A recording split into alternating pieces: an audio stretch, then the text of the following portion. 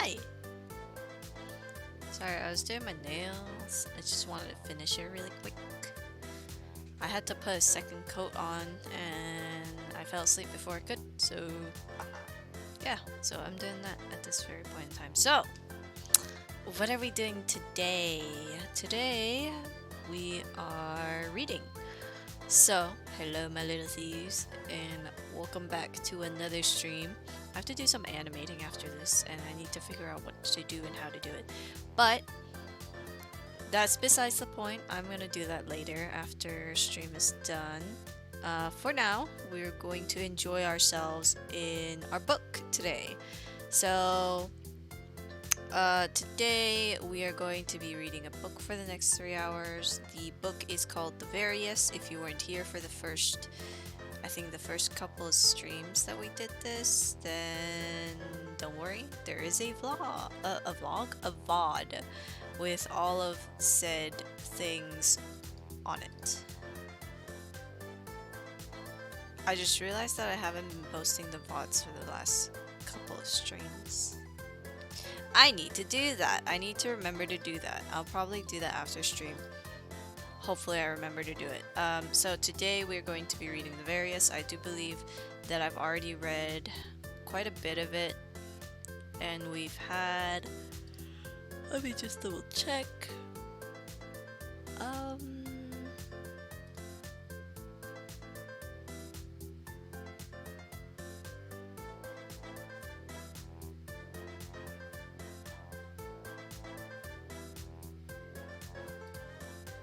I was so confused. I was like, where's the playlist button? Okay, so reading.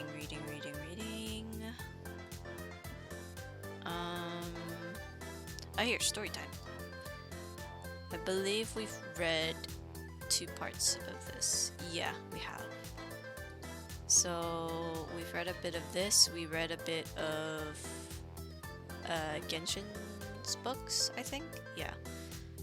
And now we're just going to go ahead and continue from here. What page are we on? We're on page 91 by the looks of it. Yeah. I don't know why I looked up at my screen as if I was going to find out what page we were on based on the screen. No, nothing is on my screen other than Spotify. So, we're gonna start from page 91. I believe this is like chapter 2 or 3, maybe 4. I'm not quite sure anymore. I rhymed. It's chapter 7. Never mind, I was way off. Okay, so thank God I brought my reading ruler with me, so I shouldn't lose track of anything. Pray tell. So we are on the first paragraph of page 91. Not, I say that as if you could follow along, but you can't. Actually, could you? Let me go see if I can find an ebook version of this.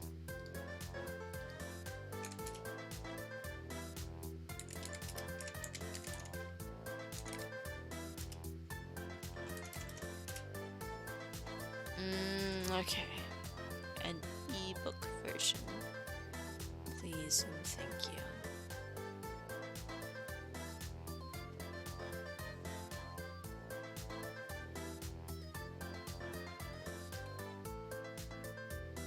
Okay, no. Go away. Ebook.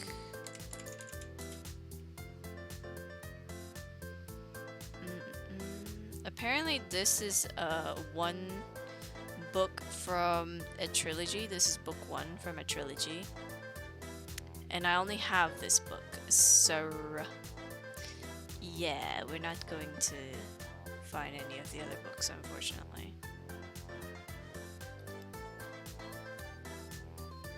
Okay, the other books are Winterwood and Celandine, I think that's how you pronounce it. If you want me to read those, then yeah, sure, I will read those too, but I'll have to buy them first. No, there is no ebook that you guys can follow along with, unfortunately. It's okay though. That's okay. It's okay. Okay. time for a chill time. So if you guys want to like talk and stuff in chat to me, that's also cool. This is just a really chill stream. Also, I wanted to give you guys a little update on fan art. So you guys can send me fan art through Twitter by adding me on Twitter. Usually at me and use the hashtag that I have on my Twitter bio, or you can send it to me through the Discord in pictures. In pictures, where there's a category called fan art. Wow. Yeah, that's where you can give me some fan art if you want, of course. I have a few and I need to put them all together because apparently, I didn't know this, but OBS slideshow only allows 40 and I already have 45 pieces of fan art. There's also a few fan art that I need to confirm with people where I got them from or who drew them, because I have random pieces of fan art that don't have names on them and I'm not quite sure where or who drew them. And I want to at least credit people. And, you know, let them have some exposure. I'm pretty sure I know where this one is from. Give me 2 seconds, I'm just gonna double check.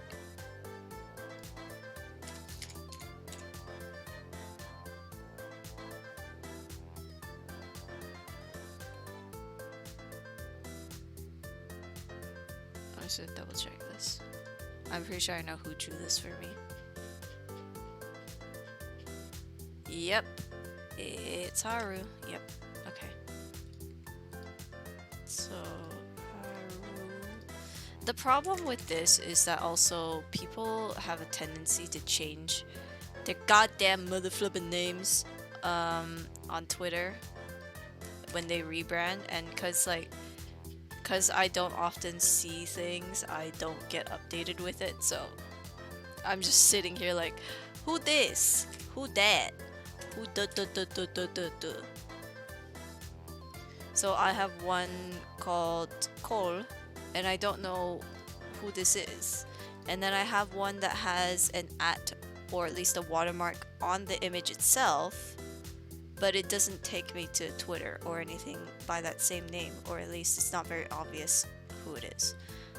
But it's okay. So if you do send me fan art, do make sure that if you want to get credited, you put your Twitter or your Instagram handle or something in there so that I can credit you appropriately. But yeah, okay, let's get started.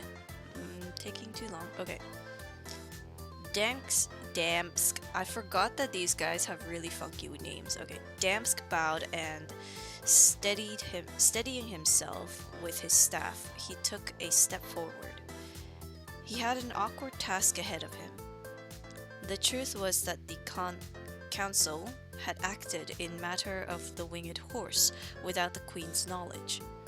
Only Maglin and the other tribe leaders had been informed of their decision, and they had been against it. He was now aware that rumors for their actions had begun to filter downwards, and it was possible that the Ikri captains also knew or guessed what had happened. The Elder Council had decided that Pegs, the Naiad horse, should fly to the far woods to see if it was possible for the various to leave their home and start anew.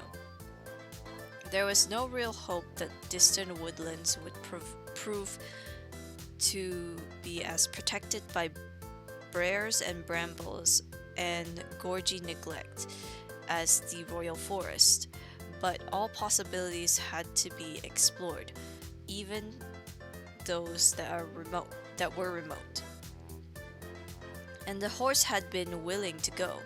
The queen's approval should certainly have been sought, but that could have taken a full season perhaps, and time grew short. Now he needed her to believe that she had been a party to that decision. Her memory was so erratic that he might just persuade her that her approval had been given.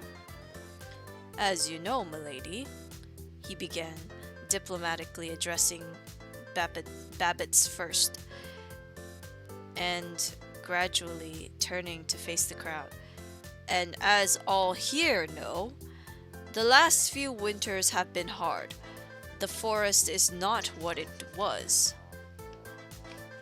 and game grows short. Neither does the great clearing bring forth as once it did. The people have suffered. Here he turned to the queen. In God. I hate words. English is hard. In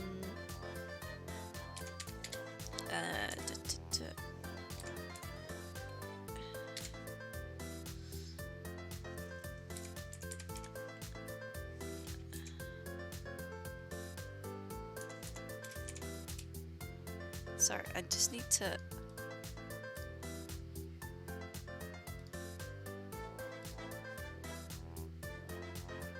Okay. Ingratiatingly. And my lady has suffered with them. I and for them.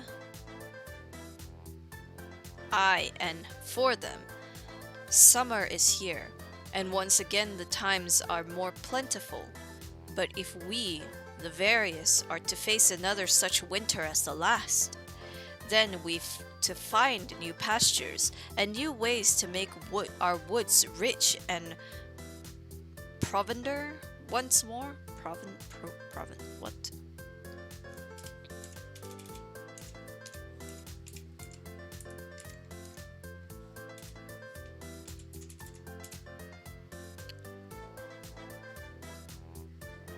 Yeah, provender. I feel like I should highlight these words because they're so stupidly hard to pronounce. Hang on. Let me get my highlighter. Come here, you. You finally have a job. So this word and where is it? This word. Okay. Oof. Provender once more. Let me start that sentence again, actually. Summer is here, and once again the times are more plentiful. But if we, the various, are to face another winter, another such winter as the last, then we've to find new pastures, or new ways to make our woods rich in provender once more. Dams paused. I'm gonna call him Dam. This is so stupid. Their names are so complicated. I don't know why. Dam paused and considered his next words carefully.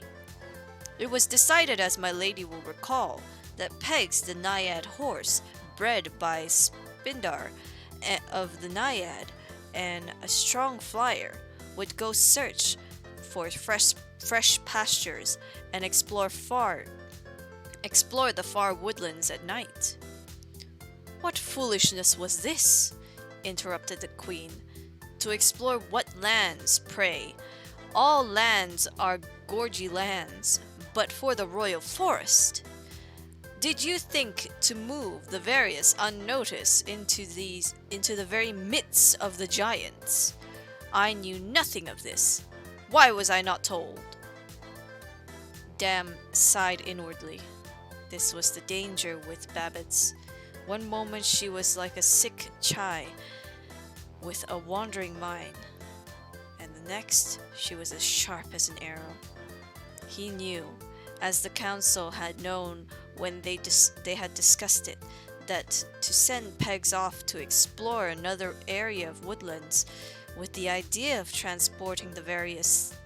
Oh god, it's another word, it's another weird word, it's another word I've never seen before.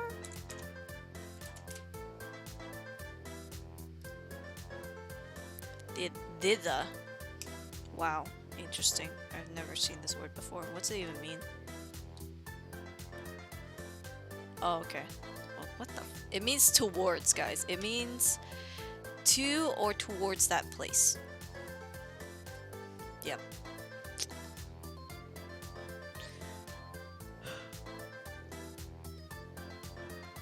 He knew, as the council had known when they discussed it, that to send Pegs off to explore other areas of woodland, with the idea of transporting the various thither, was hopelessness indeed. The Gorgi were everywhere nowadays, but the council had needed to find a solution, or to at least act as though they believed that there was a solution to be found. Yet they knew, and Maglin knew, and the other tribe leaders knew, that the various were facing a slow extinction. Not this year, nor the next perhaps, but eventually it would come. Who would openly say it though? Not he.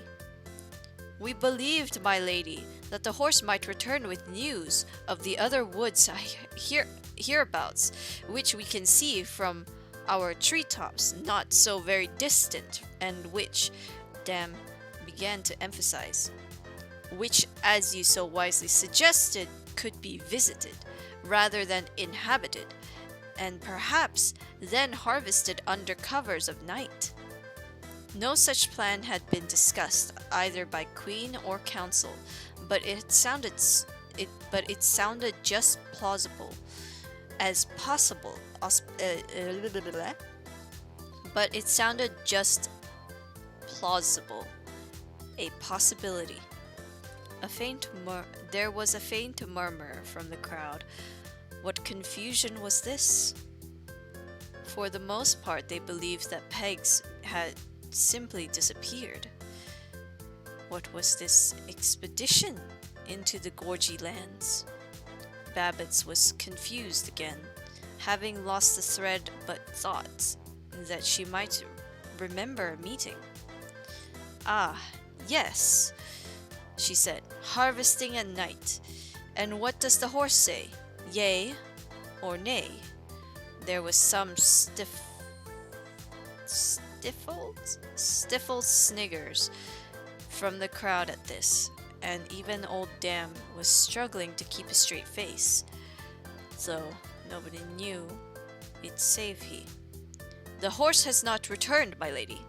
Pegs has been 2 days gone. It is my belief that we should send a party to seek him. Glim snorted with exasperation. This was foolishness upon foolishness. To send Pegs in the first place had been an addle-headed notion. For what possible lands or forests could now be found which were not thick with the Gorgi? It was obvious that some ill had befallen Pegs, and for that he was sorry. But to now talk of sending more of their numbers, he caught a warning look from Aken, and restrained himself with some effort from speaking out. Crozer, seeing that the wily old dams had managed the queen rather skillfully, felt that he should support his fellow councillor. I am certain that Dams is right in this, he said, quickly searching for some arguments to support his statement. For Pegs might still be alive, perhaps captured, and may lead the Gorgi to us, wittingly or unwittingly. We must discover the fate of the Naiad horse, ere we may sleep easily again.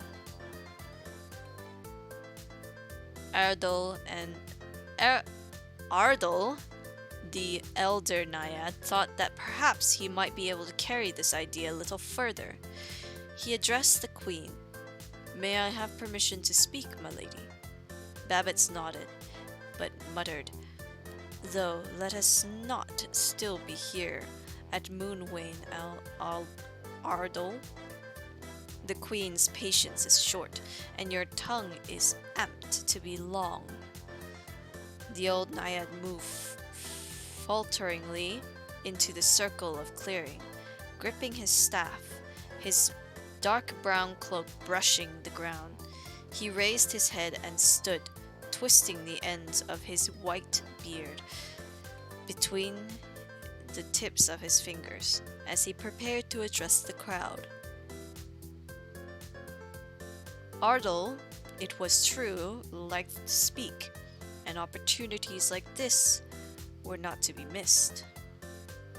There are two paths, he began, his high, steady voice sounding much younger than might have been expected, which we may choose from. Where either leads, we cannot foretell, but choose we must. We can choose to act this day, or we can choose to do nothing. Let us consider each of these paths. The sound of an exaggerated yawn was heard, no doubt from one of the Skrull's crew. But Ardal was just climbing into the saddle of his speech and had no intention of dismounting at this point.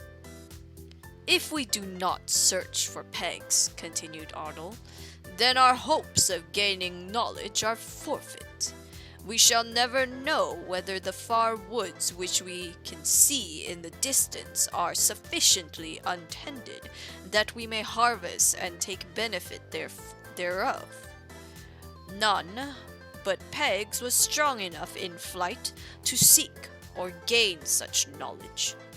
Pegs alone was able to spy out the land and bring us news. And now Pegs has gone. The Ikri may glide. Here, a note of disdain crept into Alder's voice. From tree to tree, but only Pegs of Naiad breeding could truly fly, as a bird may truly fly. Yes, yes, interrupted Babbitts irritably. The horse could fly. What's your point, Alder? My lady, without such knowledge as Pegs may be able to furnish us with, we are, he hesitated, then decided to say it, doomed. The royal forest cannot support us for much longer. The woods grow tired and the soil grows thin. Yet we may thrive, even now, if we can harvest elsewhere. I just realized that my BGM is still playing. Give me 2 seconds. I thought I turned it off already. Yet we may thrive even now if we can harvest elsewhere and still remain here. 4 season upon 4 season, and through many generations, the 5 tribes have lived in these forests, in these forgotten woods, protected by the Brairs we have long nurtured, and by the idleness of the Gorgi. We have been fortunate to remain undiscovered for so long. But what Crozer says is true. If the Gorgi have found Pegs, then they will find us. They will come at last. They will come. We are in grave danger. We must therefore take the path of action, not of inaction. We must seek new pastures. Though it mean treading on Gorgi soil in order to survive, yet we must continue to protect ourselves from discovery. For both these reasons, we must find Pegs. Alder had expected the noisy reaction to this, but his words were met with a faint murmur, and then thoughtful silence. Even Babbitts seemed, for the moment at least, to be considering the gravity of their situation. Finally, the Queen spoke. No doubt you have a plan to suggest? I do, my lady, if we— Then may it keep, interrupted Babbitts. We have heard enough from the councillors. Let us hear from the tribe leaders. Maglin, what words do you have to offer in this matter? Maglin spoke from his position at the whipping stone. My lady, the counselors already know my opinion on this. What is done is done. I can't see that there be any action worth the risk of taking. To venture out into the Gorgy lands would be foolishness. If Pegs be dead, then where's the scene in sending a party in search for him? If Peg's been captured, then I don't believe he would lead the Gorgy to us. He would never speak to him. And if he did, I doubt they'd hear or understand. 'Twould be a great danger to us all to seek him out, than to let matters bide. Bide. Very well, said Babbitts. Let us hear from the Wisp. Isaac, what say you? Isaac, the small and weary leader of the Wisp, immediately stepped forward from the line of his tribe, red-faced and obviously itching to speak. There were one or two mutters of, "Go on, Isaac," and "You tell him now," as he swung his arms and strode out towards the whipping stone. Well, I stood and listened to some talk, began Isaac, not even bothering to acknowledge the queen, about the so-called danger of venturing into Gorgy land. What do we think we do? And almost every night, too, we'm out there clotting for eels, setting our traps and such, while you all still abed. We'm creeping through ditches, hiding in the withies, when the cutters are almost treading on our toes as we try to get home of a morning. We knows the Gorgy by name, half of 'em. I could say that we had for breakfast what they had for breakfast by the stink from 'em.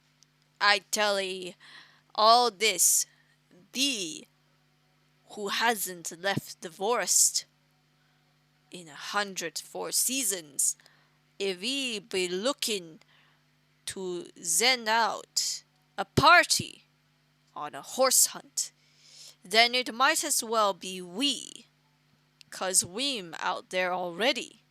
And Isaac huffed his way back into the line of the Wisp, to be met with an approval from his fellows. Well said, Isaac. That told 'em. And it was true. The Wisp, who had lived off the wetlands for as long as could be remembered, continued to work it still, though whereas once it had been their home, they now visited the nearby reens and ditches only by night, setting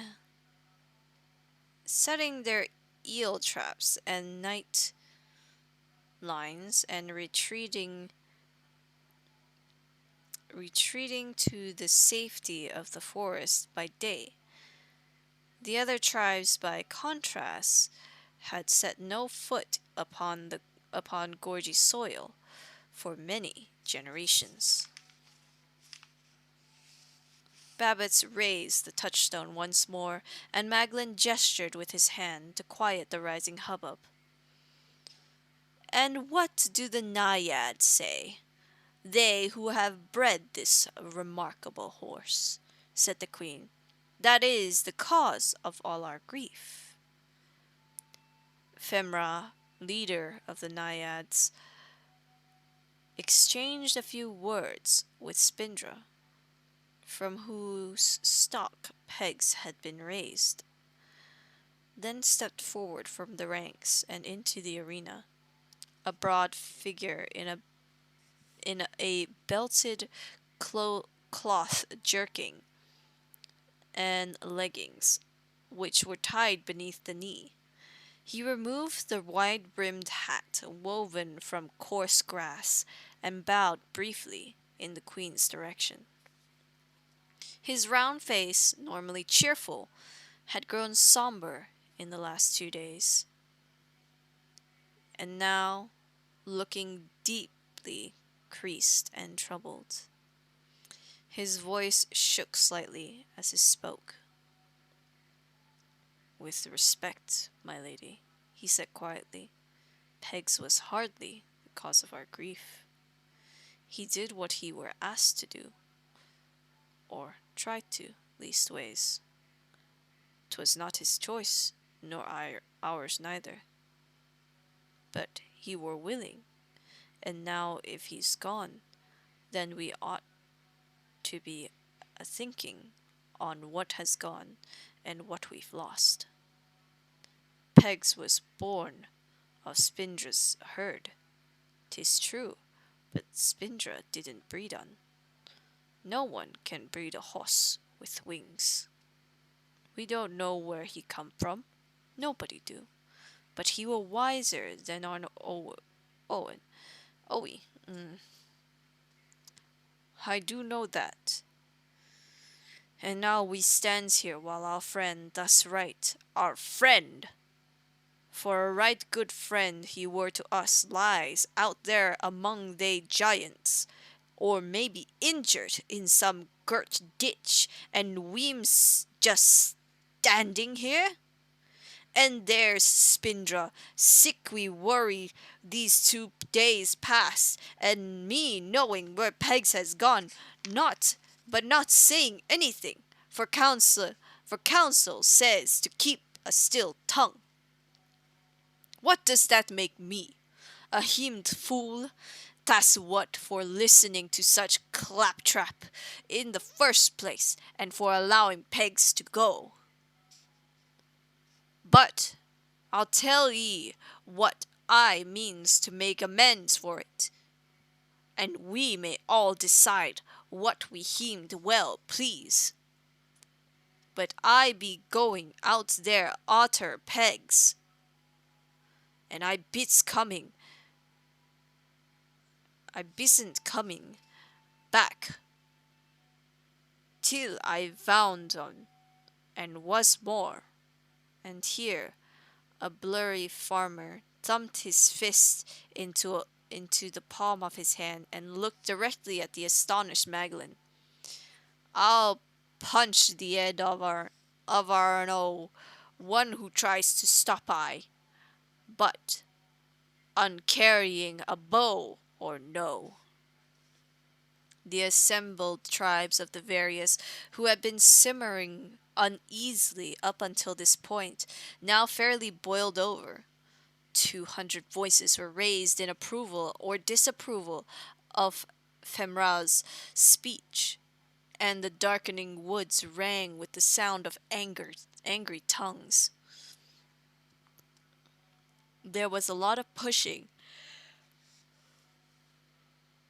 and shoving as the tribes began to mingle. Babbitt stood up in her gondola, shouting and waving the touchstone around as the 3 elders tried to calm her. Maglin waded into the crowd, grabbed hold of Isak, and pulled him out into the arena towards Femra, who still stood, astonished at the seeming effect of his words. Having collared the 2 tribe leaders, Maglin faced them both. "Calm your tribe people now," he said, "before they get hurt. I shall do the same." And he strode immediately back into the throng where Aken and Skrull were already close to blows. "Aken!" he shouted. "Find Tajmol, and help him to quieten the cave dwellers. Skrull, gather your archers and line 'em up. Don't argue, do it." Maglin paced around the edge of the clearing, pulling the woodlanders apart and giving them a strict warning to stay apart. Gradually, the situation was brought under control, and the Ikri general was then able to devote some attention to the queen, who was now seated in the gondola once more, with Dooley fanning her face. Your permission, my lady, to address the tribes on your behalf, said Maglin. You have the queen's permission, gasped Babbitts, to roast the tribes on my behalf for all I care, Dooley. To roast the tribes on my behalf for all I care. Dooley, get me back to the royal pod. I'll have no more of this. The queen is not a well queen. I believe you should bide a little, lady, said Maglin. What I have to say'll not take long, Babbitts did not reply. And Maglin took up his position at the whipping stone once more. Oh, Jesus Christ, Common, you scared the fuck out of me! Bitch! I forgot where I was. Oh, well, Queen, the whipping stone. Okay, I found it. Thanks for that hydrate. I don't even know if I have water. I have water.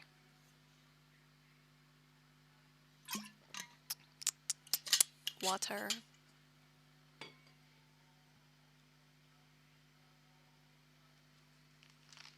Okay.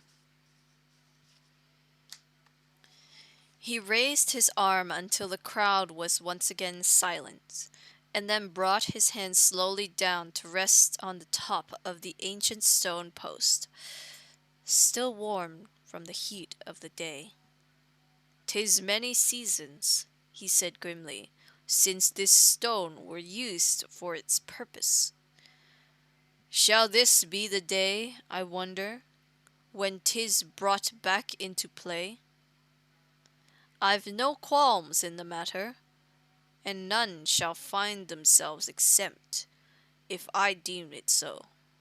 He looked poignantly at Femra, then at Aken and Skrull. "None. Are there any here who doubt me? So, let us bring this muster to an end." He turned to look at the council elders. "We shall vote upon this matter." The elders nodded their consent. What else could they do? Oh, thanks for that comment. This is gonna be so odd, but okay. Ew. It's been a hot minute since I last did that, to be fair. How many pages is there? We just hit page 100. There's 445 pages, so there's 345 pages left in this book. We've only just hit 100. My nose is itchy.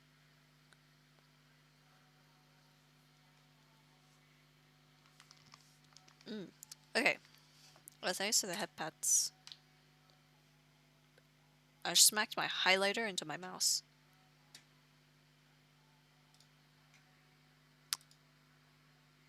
There we go. Okay.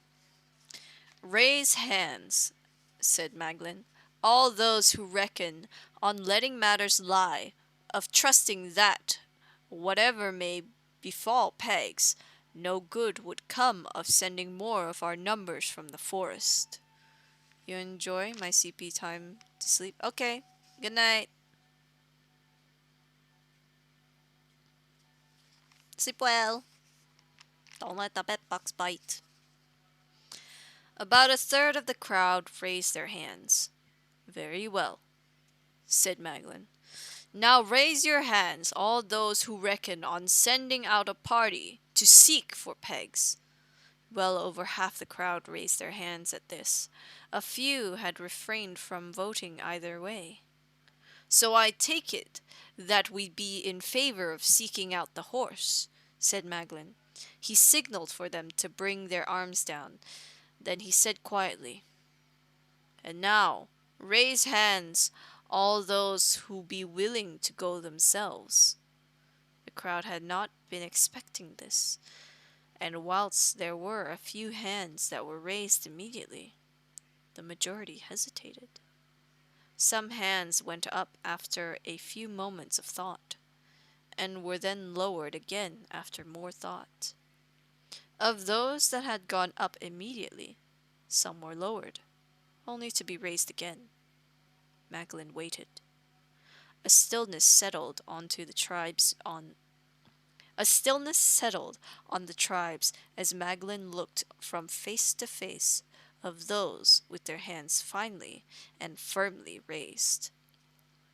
That Skrull and his archers were all seemingly willing to go did not surprise him, though he noted warily that one or two of them had originally voted against sending out the party. Femra and Spindra he had expected. Little Martin, the woodpecker, sat on his perch, with his arm raised. The young fool.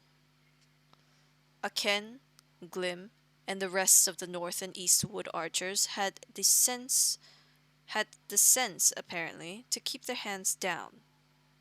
Good. He could ill afford to lose them. Isaac, Will, and Todd of the Wisp had indicated that they would go.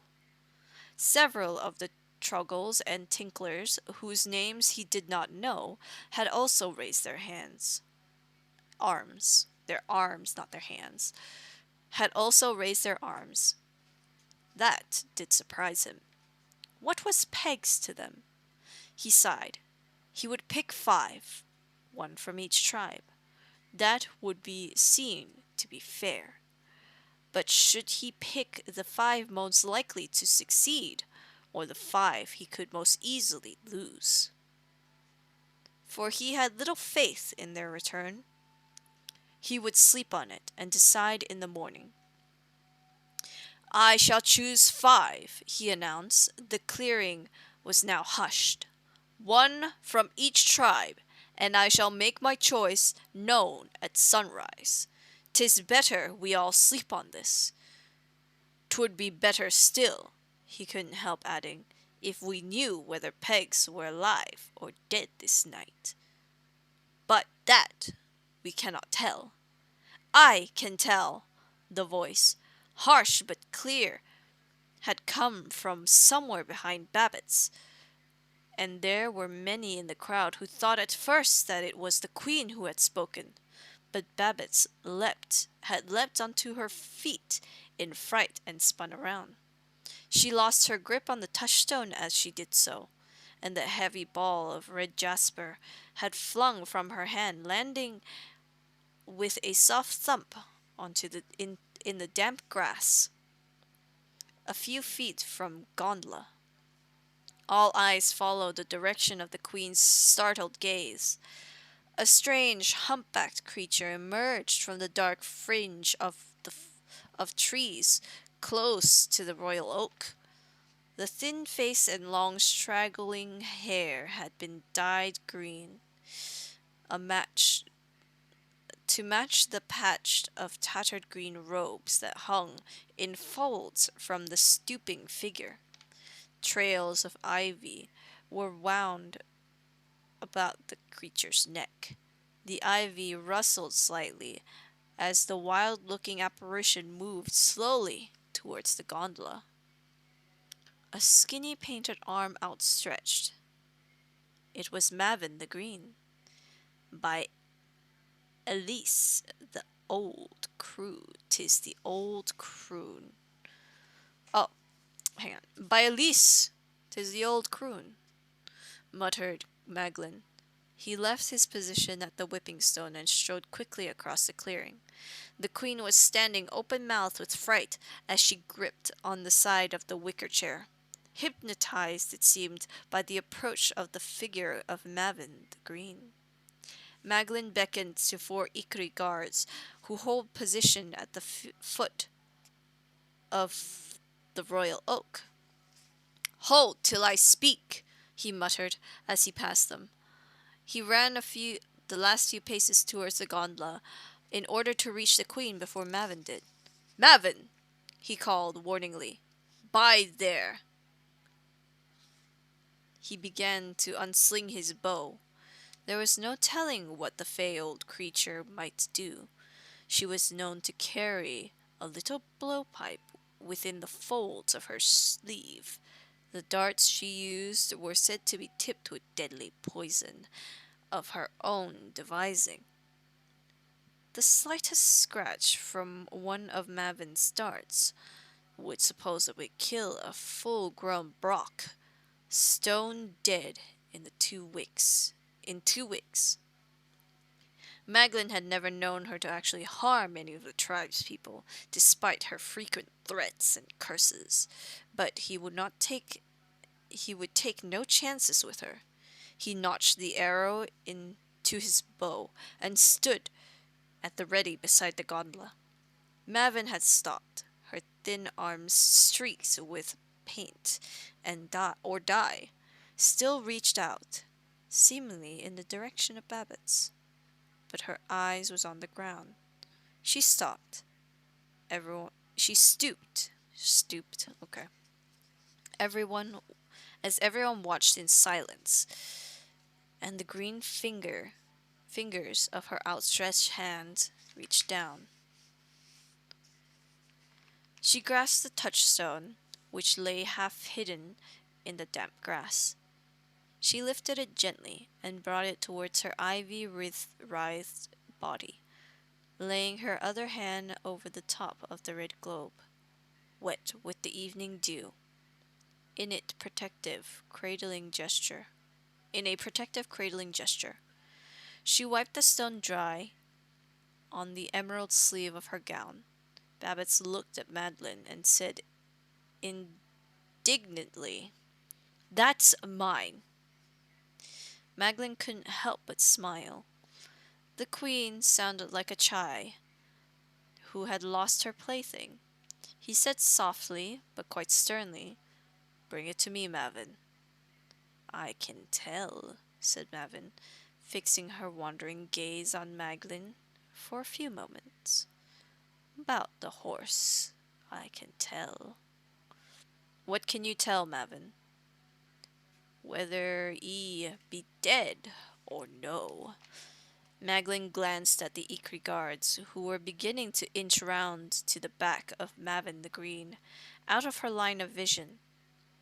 He pursed his lips and shook his head imperceptibly.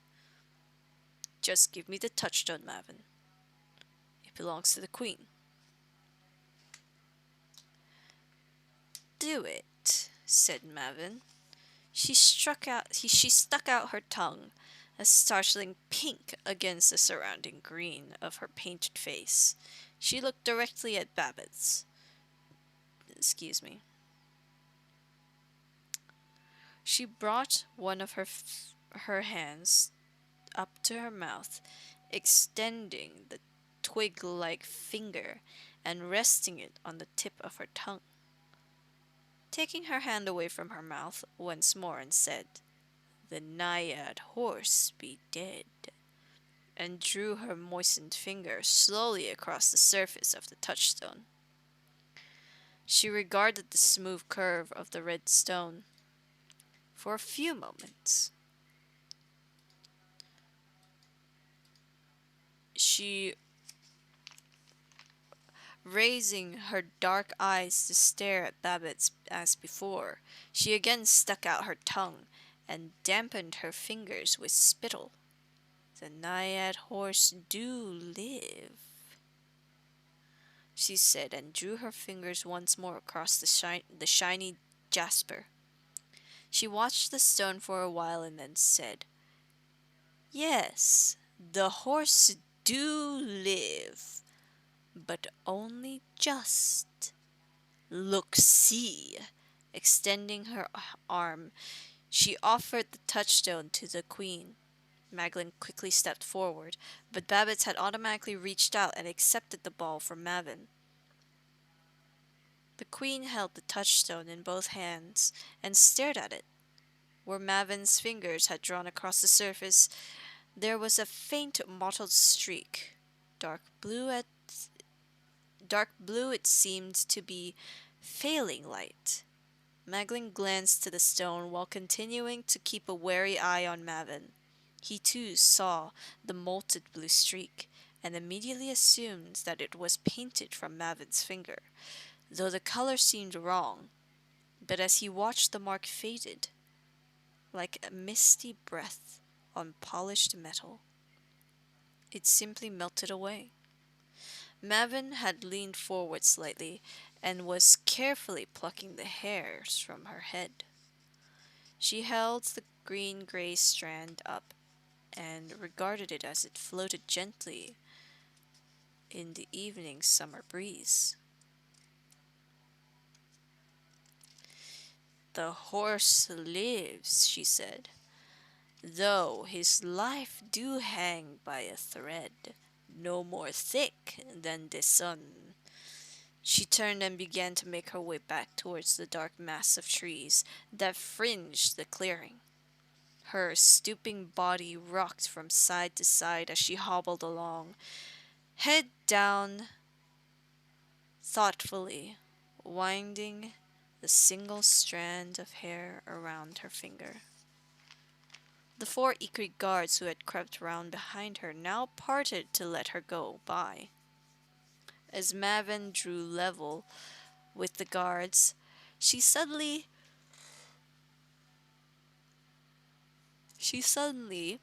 snaked sideways and screeched like an owl in the face of the nearest one. The poor fellow literally fell backwards with fright, and Mavin shuffled on, chuckling to herself.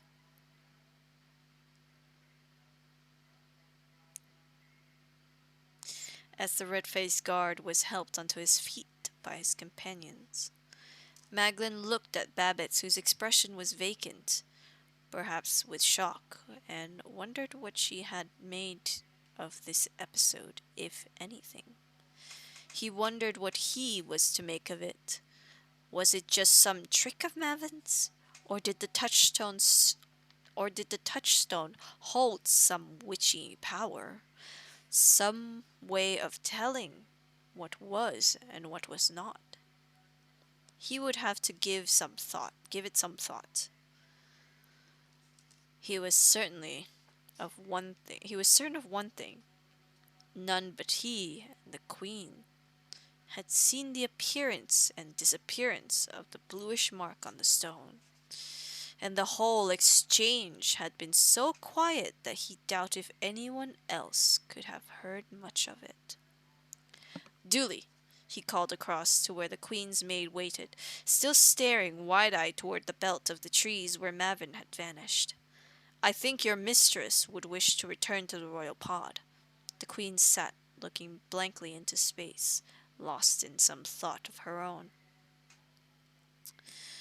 Maglin walked slowly back to the whipping stone. He would make no remark. Excuse me. Nothing had happened, save that the Queen had dropped her bauble, and Mavin had handed it back to her. He looked to the crowd. "The muster is ended," he announced firmly. "I shall summon the 5 who are to seek pegs, who are to seek for pegs tomorrow at sunrise." Little Martin beat out the muster on the clavin sticks, and the 5 tribes of the various slowly began to disperse amidst much talk. But Maglin quickly returned to his quarters and spoke to nobody. As the Ikri guards fixed their ropes on the gondola and prepared to haul it up to the royal oak, Babbitts peered short-sightedly in the direction of the rowdy doe tree. "Dooley," she said curiously, "what is that thing over there in that blighted tree?" "'Tis but the woodpecker, my lady," replied Dooley. The Queen was obviously tired. Her mind was on a wander. The gondola was raised jerkily to the little platform that projected from the royal pod, and duly helped her mistress out of the wicker chair and across to the entrance. The queen's boots were too big for her and caused her to move clumsily. She would wear out the outlandish objects. She would wear the outlandish objects, though. Babbitts turned before entering and once more looked across to the dead beach. "It's a very big woodpecker," she said. "I wonder the archers don't shoot it." "I believes one or two 'ave tried," said Dooley, drawing aside the painted oilcloth curtain. "I feel great sorrow for that farmer," said Babbitts as she lifted her blue gown and stepped carefully over the lip of the entrance. "I do hope they find his goat." His goat. Wow, she really is not sound mind right now. Okay.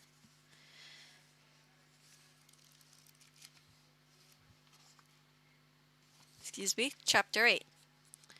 It was one of those dreams just below the surface of consciousness where you know. Who's that on your head? That's me. That's me. Uh that's me, Noah. That is me. If you don't know, I have two personas, one of Ying and one of Min. Min is on my head because that is me right now. I do not have a model yet, so I am borrowing Ying's body. That is what this is. I am borrowing her body, and to indicate that it's me, I have myself on my head.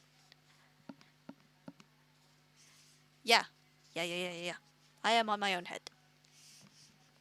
That's how you know it's me whenever I'm here and not Ying.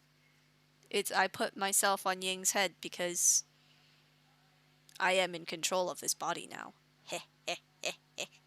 Until the time in which I get my own body, I am borrowing Ying's body. It's not weird. It's science.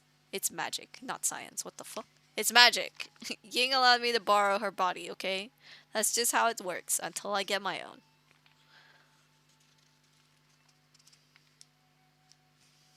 But welcome in, Noah. I hope you enjoy the story time. I forgot where I was.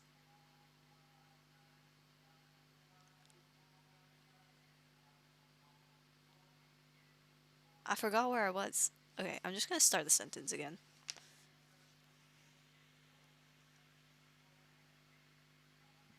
Excuse me. Oh, reading makes me tired. I hate it. The thing is, right? Reading is really good for your brain. But it makes me so tired because I'm slow at reading sometimes. And then my brain's just like, bruh, can you stop for like 2 seconds, please? Anyways, Chapter 8. It was one of those dreams, just below the surface of consciousness, where you know perfectly well that you're dreaming.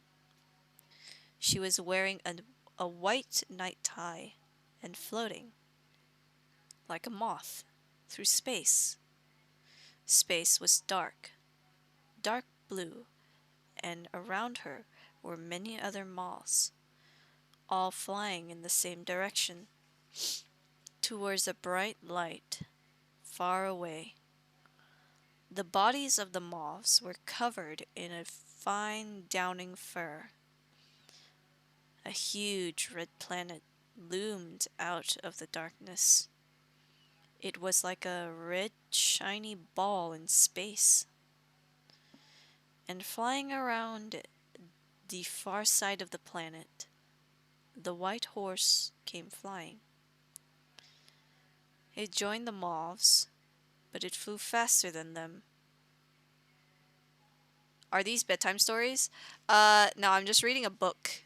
I'm reading a book. So it's story time, I'm reading a book. So it's very chill time today. It's chill time. You guys can take a hot cocoa, get cozy in a blanket, chat with me while I read a book for you guys. If you want to know what the book is, just hit !book and it will give you the title and the author. This is a trilogy book, but I only have one of them, so if you want me to continue to read the trilogy after I finish this book, then I will have to go purchase the books. I'll have to go hunt for them. Okay. Where was I? I forgot. Okay. It joined the moths, but it flew faster than they did, and was soon disappearing towards the bright light. She tried to keep up with it, but couldn't. Come on, Midge said. Midge said, hearing the gentle knock on the door. I'm awake. Uncle Brian had brought her some tea. She didn't really like tea, but she hadn't wanted to hurt his feelings the first time he had offered her some. And so she had said yes. Now she was stuck with it, rather. Although this morning she found that she was thirsty and actually quite glad to see the cup and saucer peering round the door. Gosh, she said, yawning.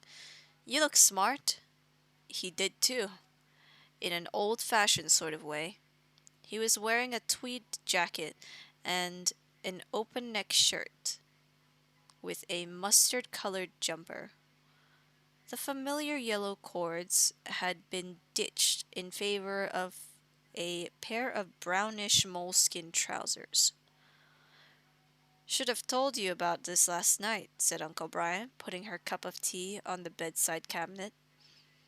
He had a scrap of tissue paper stuck to his neck, where he had cut himself with his razor. Midge could smell the aftershave. But you were off to bed so quickly that I didn't remember till after you'd gone. I'm going to pop into Taunton. It's market day. Don't suppose you'd like to come, would you? Not terribly interesting for you, I must admit. But you're welcome to join me if you'd like to do so. Well, maybe not this time. Okay, don't blame you. Bunch of old giffers talking about fat stock prices. Not much fun, really. Actually, I'm meeting an old friend. Antique dealers for coffee. That's the real reason I'm going. I used to have an interest in antiques a few years ago. Well, I still do, of course. But I mean, I used to buy a few bits here and there. Thought I might take it seriously at one stage. And that's how I met Frankie. We haven't seen each other for a while now, and so it seemed like a good idea to have a get-together. You'll be okay then? I'll be back for lunch, probably. He was obviously itching to be away. It was a bit much, thought Midge, although it actually suited her purpose very well to be left alone. She thought she might string him along a bit. Well, I might come with you, she said. What's he like? Who? Frankie. Well, Frankie is... She, actually. She's a woman. I mean, Francesca. Old friend, like I said. Hello, thought Midge. Midge, you're a dark horse. Thinking this reminded her of the white horse up at the pig's barn, and all that she hoped to do this day. She said teasingly, Really, Uncle Brian, what are you like? I've a good mind to tag along and cramp your style, she said. She sipped her tea. It was too sweet. Maybe she would like it better, with less sugar. But don't worry, I'll stay here. I've got lots to do. Try and get my clothes sorted out for a start. Would you bring me back some postcards? I keep meaning to write to people. Consider it done, old thing, said Uncle Brian, looking rather sheepish. See you later then. Okay, she said, letting him get to the doorway, and then said, Uncle Brian. He turned. She pointed to his neck. Tissue paper, she said. Under the big old sink of the kitchen, she found a plastic bucket and a sponge. There was a torch and various cleaning products, but Midge decided that washing up liquid could be all that she would need. So she put a big squirt of that into the bottom of the bucket. The tap by the side of the barn was useful, but hot water would be better. If she could carry some up there. She boiled a kettleful on the Rayburn. Then, seeing how it only filled the bucket up a little way, she put a second kettleful. She lifted the bucket experimentally. 2 kettlefuls would be all she could realistically carry. And besides, she didn't want to splash it around and perhaps burn herself. She dropped the sponge into the bucket and watched as it slowly sank into the steaming foam. The rest of her supplies were in a carrier bag, and she checked to see that she hadn't forgotten anything. Food, a plastic bottle of water, a couple of tea towels, and some aerosol canisters of iodine from the first aid box in the bathroom cabinet, some scissors, sticky plasters, and a bandage, tightly sealed in its cellophane package. She wasn't sure that the plasters and bandages would be much use, but still. She picked up the bag and the bucket of hot water. Time to go. Outside the pig barn, she had a worrying premonition that the horse would no longer be there. Maybe it had all been a dream, or just her imagination.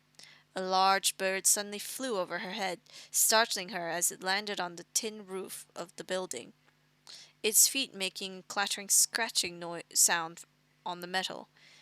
She glanced up at it as she caught her breath. It was a magpie. Look how big it looked, so close, how white its breast and how bright the flashes of bluey green on its wings and tail feathers in the morning sunlight. The bird took off again almost immediately and flapped away in the direction of the royal forest. For some reason, Midge felt reluctant to enter the barn straight away. She was sure that disappointment, or anticlimax, awaited her, and so she watched the magpie as it flew lazily up to the woods and coasted in the land on one of the high branches.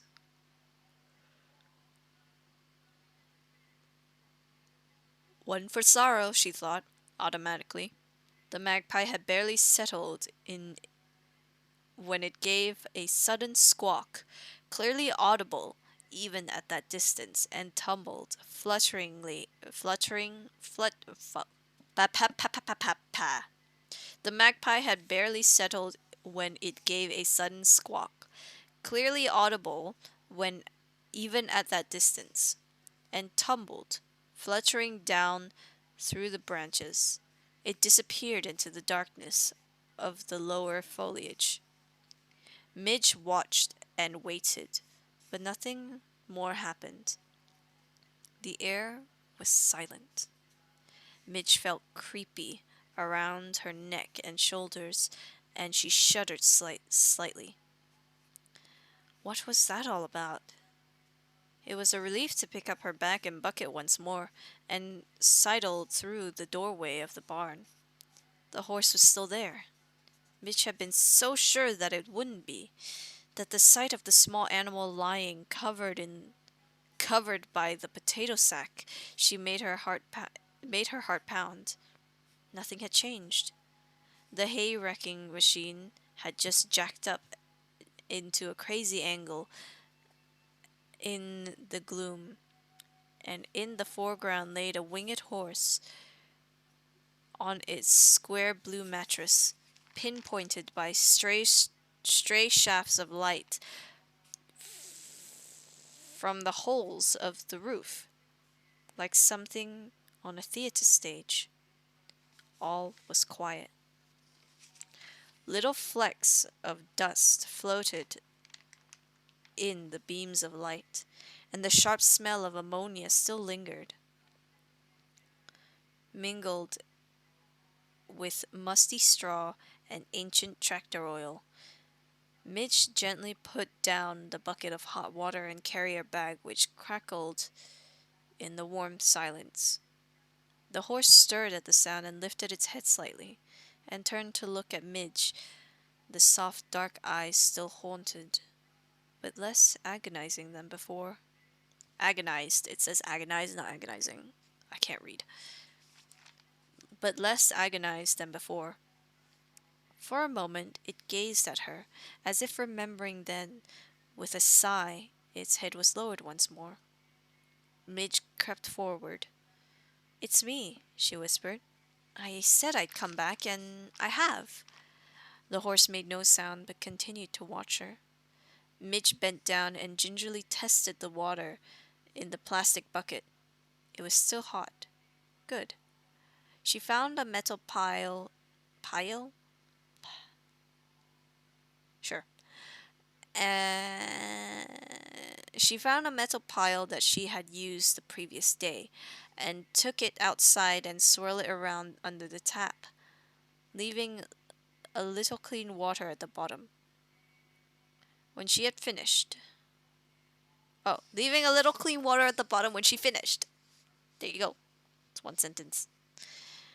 Back inside the barn, she added hot water from the plastic bucket to the cold water in the metal one until it was lukewarm. Then, picking up the soapy sponge, she walked across the makeshift mattress towards the horse, her feet sinking deep into the blue plastic sheeting. She kept one of the hands in the bucket to wait. She kept one hand on the bucket to steady it as she gently knelt beside the animal. Its eyes were open, and it regarded her every move. "I'm going to clean you up," said Midge quietly.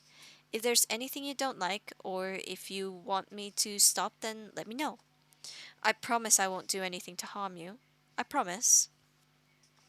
There was still no sign from the horse, so Midge squeezed out the warm sponge and gently began to wash the caked-on muck and blood from the animal's body. Its coat was whiter than it had first appeared, as white as the magpie's breast, she thought, and the long mane and tail were a silvery blonde color. It was a beautiful creature, absolutely beautiful. She took special care in washing the fine, delicate face, changing the water as often as her limited supply would allow. And all the time the grave, dark eyes watched her, gradually relaxing, occasionally half closing as she continued her task. Finally, there was just a little drop of water left. Midge had not yet examined the damaged wing, and she was hesitant to do so, as it would mean unfolding the fragile membrane in order to see the wounds. She knelt with her hands on her knees, slowly rubbing her palms dry and on the denim of her jeans. That rhymes.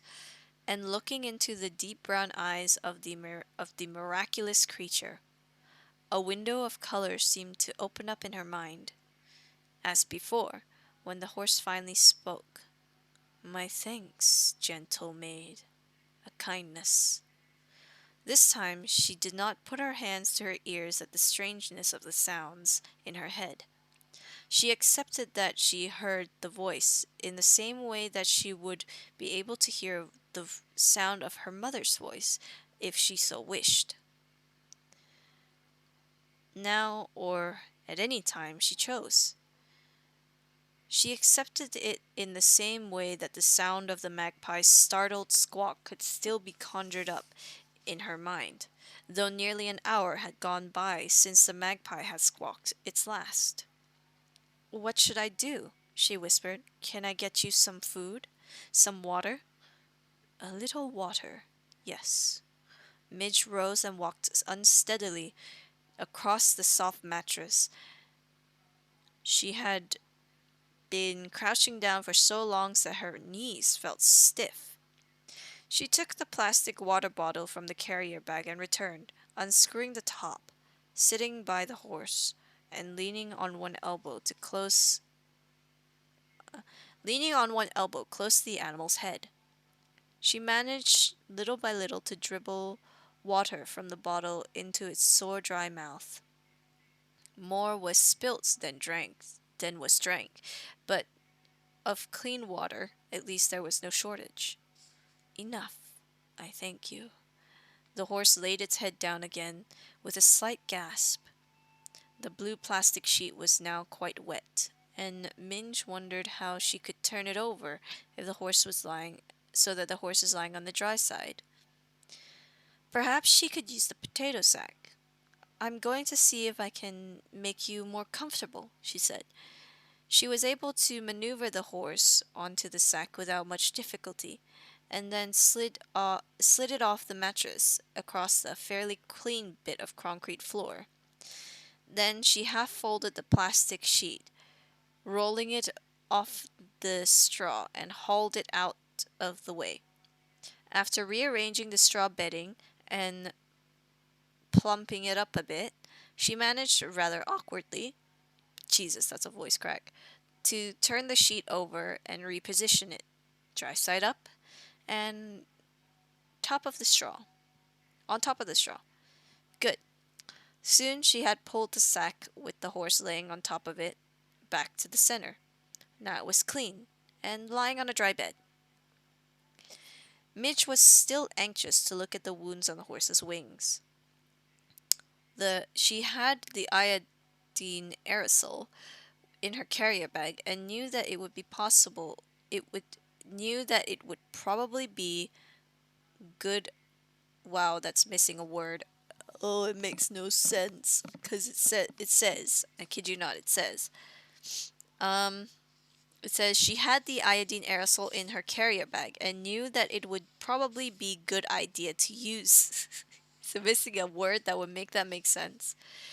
And knew that it would probably be a good idea to use this as a guard against germs and infection, but also knew that it was likely to sting.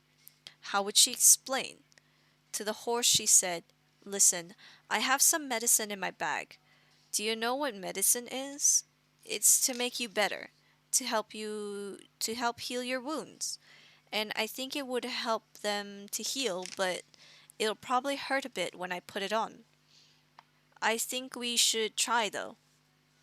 The horse raised its head with some effort and tried to look over its shoulder to see the wounds itself. "I am not able to open my wings." The horse painfully lowered its head again. "But if you have some psychic?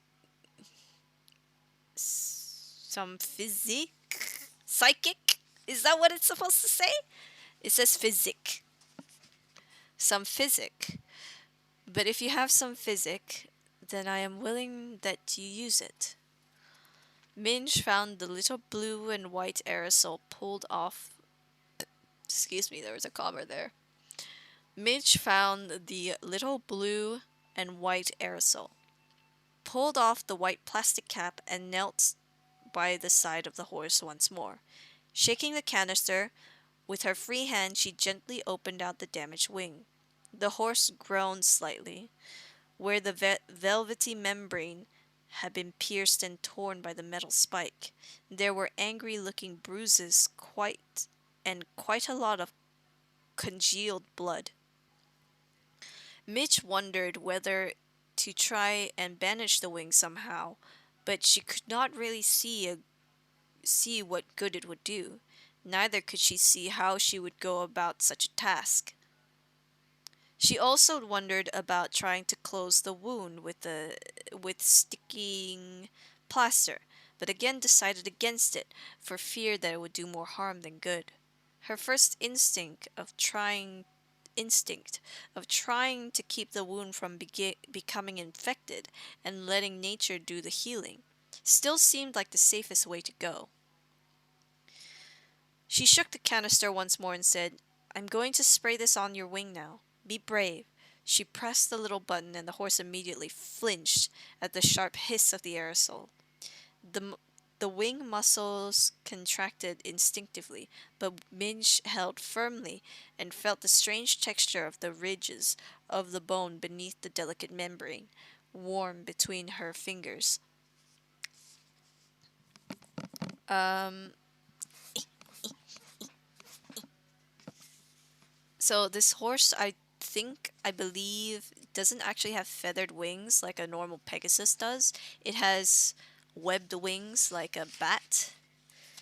Uh, yeah.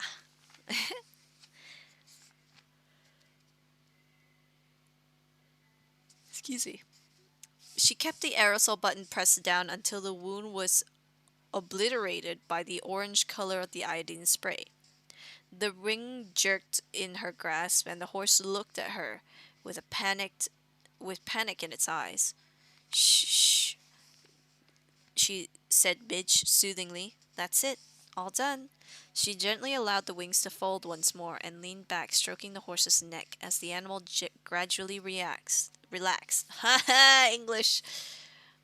"I'm sorry to have frightened you," she said.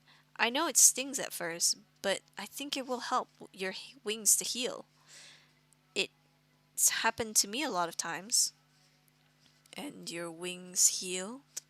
"Well, no," Midge began, then realized it with a little jolt of surprise that the horse had been joking. It wasn't something that she had been prepared for, but but then she hadn't been prepared for any of this. She laughed and continued to stroke the animal's slim neck. "Who are you?" she said. "And what are you? And how did you get here?" The horse looked at her for a long time. The dark brown eyes which were weighing her up. It says weighing her up. I keep putting a T there. She felt became which were weighing her up. English! Which were weighing her up, she felt, became troubled once again. Eventually, the words came through to her. "I am Peg's, and I am in your debt, maid, to the worth of my life, for I shall live, who would have surely died, were it not for the hands of a gorgy child. As to your other questions, I must hear more of you before I answer. Who are you, and what will you do now?" "Who of your kind knows of me?" "Nobody knows," said Midge earnestly. "I wouldn't tell, and I don't know what to do now. Whatever you want me to do, I suppose. I just want to help you. My name is Midge, and I'm staying here for a few weeks with my uncle and my cousins when they arrive." "Midge. And those others are of your tribe?" "Well, I don't know that they would be called tribe exactly. They're part of my family, I suppose. My uncle, that's my mother's brother. He owns this land, and my cousins are his children, and they're not here yet."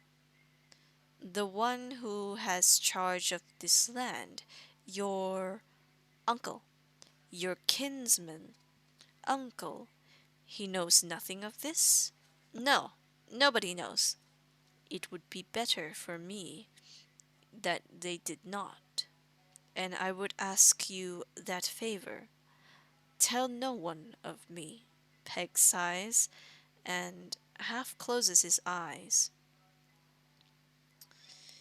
Let me rest now, child, Midge, and let me think. There is much, much to think on. You live in the royal forest, don't you? Midge blurted out, reluctant to go. The horse opens. The horse's eyes opened again, with a startled look in them. What do you know of the royal forest? Well, I call it the royal forest, said Midge. It's just a name I made up. She felt puzzled. Do you call it the royal forest too? She said. Pegs regarded her once more, and Midge thought that he had finally trusted her, and tell her what she wanted to know. You must ask no more questions. Leave me now to think. Midge got up, rather sadly, and collected together all her things, the bucket and sponge, the canister of iodine, her carrier bag. She stood, feeling aimless now. Oh, fucking hell, Buys the that best guns he scared the can. shit out of And me. And I love that that didn't even say what it is. You scared me because I was actually like really into it. Okay. Tim, thank you so much for the tier 1, 3 months. Thank you, thank you. Ow, that scared me. That scared you. That scared me. My heart, dude. My poor weeby heart. My poor baby heart. How could you do this to me? Tim, thank you so much for the 3 months. I was dozing off too. Oh no, you scared. You scared Tim. Tim. I feel like I should turn that off when I'm doing reading because I'm not gonna do kazoo talk in this chill time. No, no, no, no, no, no. I should turn those off for these streams just because I don't want to kazoo talk reading this book because then you miss out on things. Kick W, yeah. You can laugh all you want. I'm gonna give you back your points. I'm gonna turn this redeem off for today. You know, that's the first time that thing has been redeemed and it's not even on a stream where I can do it. Yeah, sorry. Um, it's just because that this is really chill, and then for me to suddenly just like bring out the kazoo, it's just a bit weird. But yeah, you can have your points back. Throwing your points right back at you. I need to refresh this page really quick. Hang on. There you go. You should have had your points back, hopefully. What's the very important pet redeem? Make it an abbreviation and you'll know. I'll be lurking in the meantime. Thanks, by the way. No problem. Thank you so much for the 3 month sub. I hope you're enjoying all the content I'm giving. I hope that I can do like more content to put in there. But for now, that's it. Thank you, thank you. Oh, you just reminded me to put my storyboard up. Yeah, okay. I'll do that after stream. Very important pet. Yeah, just abbreviate that and you'll know. Where was I? She stood feeling aimless, now by the great tractor near the entrance to the barn. Shall I come back later? She said. Tomorrow. Tomorrow, maid. We may speak again. You think you're stupid? No, you're not. Just take the first letter to each word. Tomorrow you may be gone, thought Midge, stepping from the dark, humid barn and into the bright afternoon sunshine. You may be gone, and this will all seem like a dream. And I shall never be able to tell anyone about it. Ever. Yeah, it's okay, Noah. Don't worry about it. You'll figure it out. It's okay. Uncle Brian was already back at the farm when Midge wandered in. She had seen his car in the yard and had half hidden the bucket and sponge beside the old milk churn, thinking to avoid any awkward questions about what she had been doing. Her uncle was in the kitchen making a late lunch for himself, some cheese, a toast, and a pot of tea. Hello, old thing, she said. He said, huh? That will keep me up at night thinking about it. Just take the first letter of each word and put them together, and that's what that redeem is.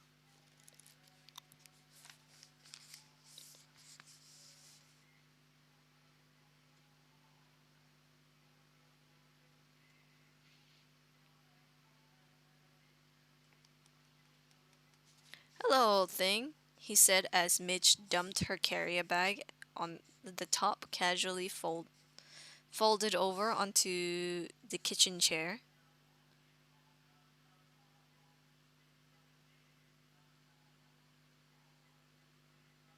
Wait, what the hell? The first word of every letter. The first word, the first letter of the word in very important pet. The first word of each letter. The first letter of each word. So the first letter of each word from very important pet. It's VIP. I forgot where it was. Oh, what have you been up to? Want something to eat? So very important pet redeem, right? It's VIP. It's a VIP redeem. It's a limited redeem for those of loyal watchers where they can watch and earn points and save up their points to become a VIP member. Oh, there's no redeem there. It's just VIP. Very important pet.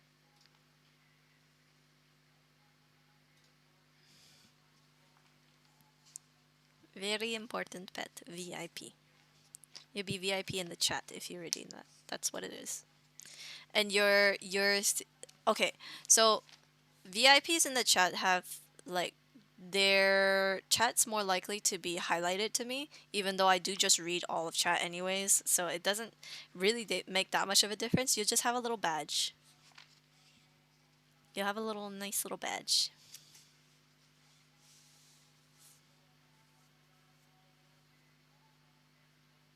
Yeah, you're a VIP in chat. You get a nice little badge saying that you're VIP, and I have my VIPs and subs highlighted. So yeah, there you go.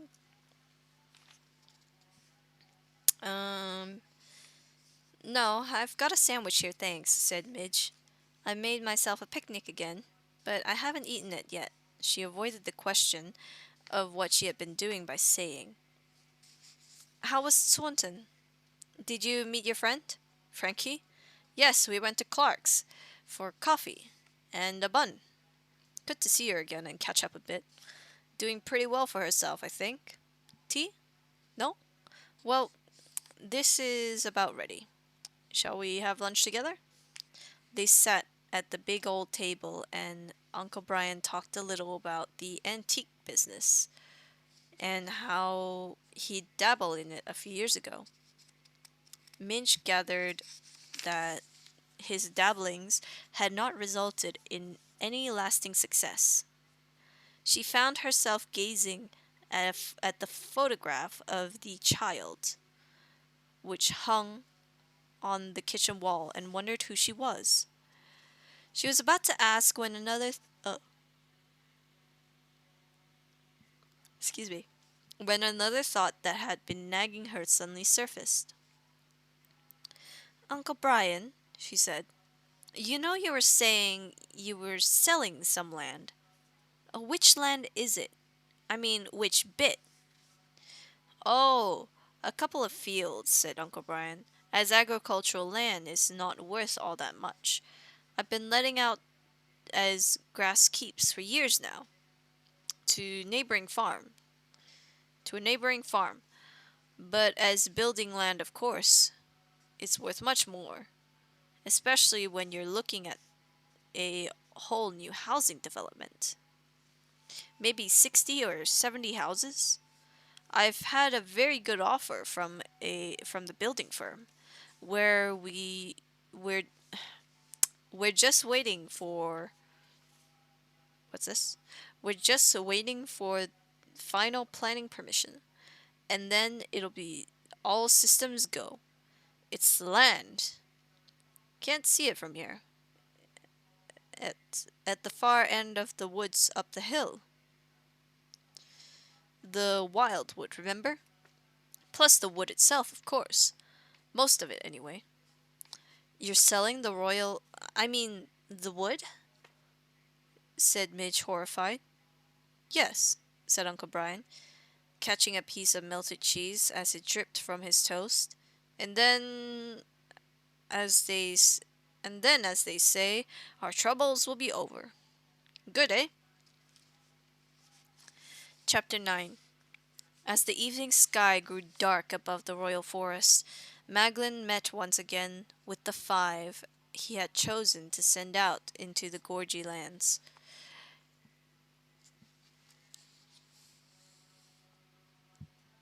Excuse me. He still had deep misgivings about the wisdom of such an action, but he sees no way out of it. The vote had been taken before the entire muster, and at his own instigation. He had gambled the vote. He had gambled the votes. He had gambled that the vote. Fucking hell! I can't. I can't read. I forgot where I was. He had gambled that the vote would be against searching for the Naiad horse, and he had lost. The chosen ones had been informed at sunrise, and then been briefed as to what their course of action should be, in his opinion, and given the day in order to make their preparations. Now the five were met, as had been arranged, beneath the rowdy dowd tree. Maglin left his pod and walked across the dark clearing across the dead beach. Betch. Bitch! Towards the dead betch. Bitch. Beach. I don't fucking know. He had spent some sleepless hours the previous night deciding upon who should go from the volunteers. After much reflection, he had decided to pick the best of those who were unwed. From the Ikri he had chosen Grisel, a good archer, wild perhaps, as all of Skrull's followers were apt at, apt to be, but steadier than Benzo and the rest. Todd of the Wisp he had chosen to be the only volunteer he had chosen as being the only volunteer that tribe who was without wife or family.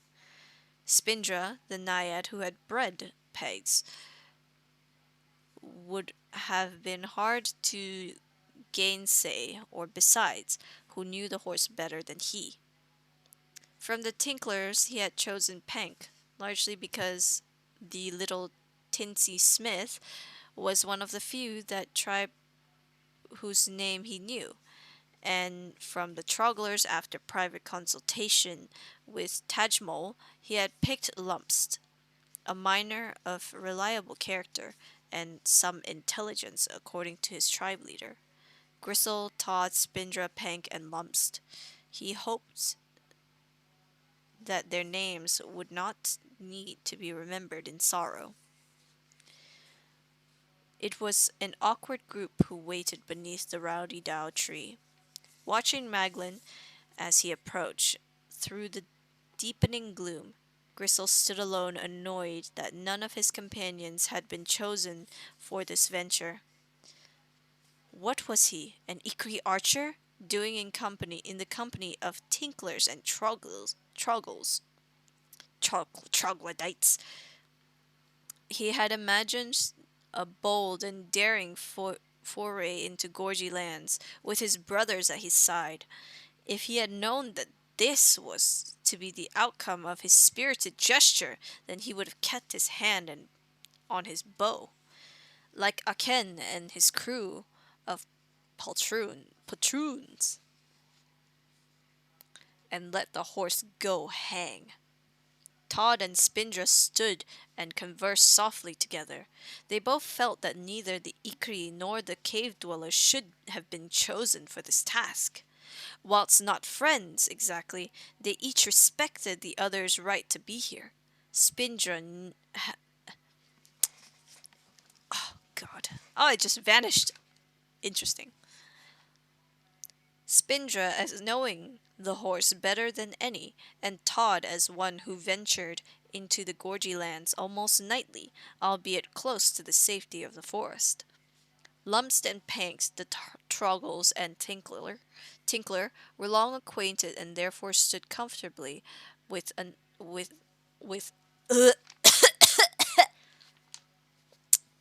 I'm fine. With one another, each glad to have a friend for company, but neither used to being at close quarters with other members of the tribe.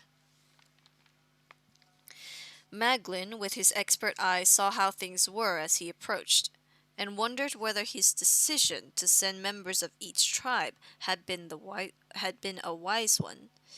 The alternative would have been to pick 5 of his own Ikri archers, and neither he nor the various could readily afford to lose such providers.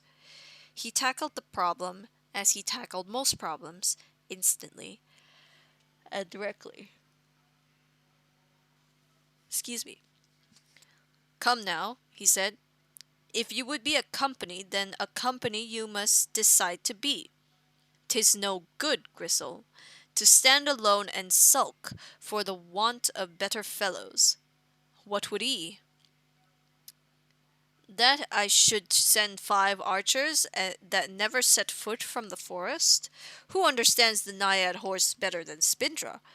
Who more used to being out after moonrise than Lumps and Pank? Who more familiar than the ways of the Gorgy than Todd, oh, the Wisp? You'll find all of ye that I have chosen fairly, and as well as I know how. Put faithful in each other, then, and know that you be all here to a purpose.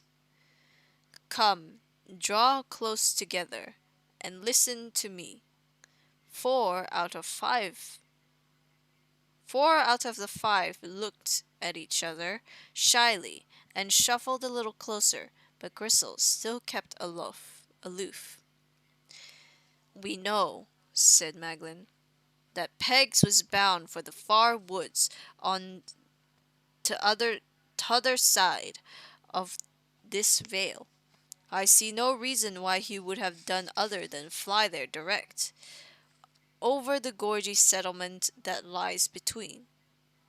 If we reckon that he were able to explore the forest and make his return, then he would have flown back direct in that line. Do we agree, Spindra? I do, said Spindra. "E were a good flyer, but e had no more strength than e would have needed. None to throw away. That's for certain. I take it this a good long way, there and back, and I don't believe e could have done it in one go. If e'd reached t'other side, then e would stop for a bit for sure in the gorgy forest before trying journey home, and would surely have flew the shortest e could." Don't ask me why I'm speaking like this. These guys speak like this, and it's very, very odd. It's very weird. It's very...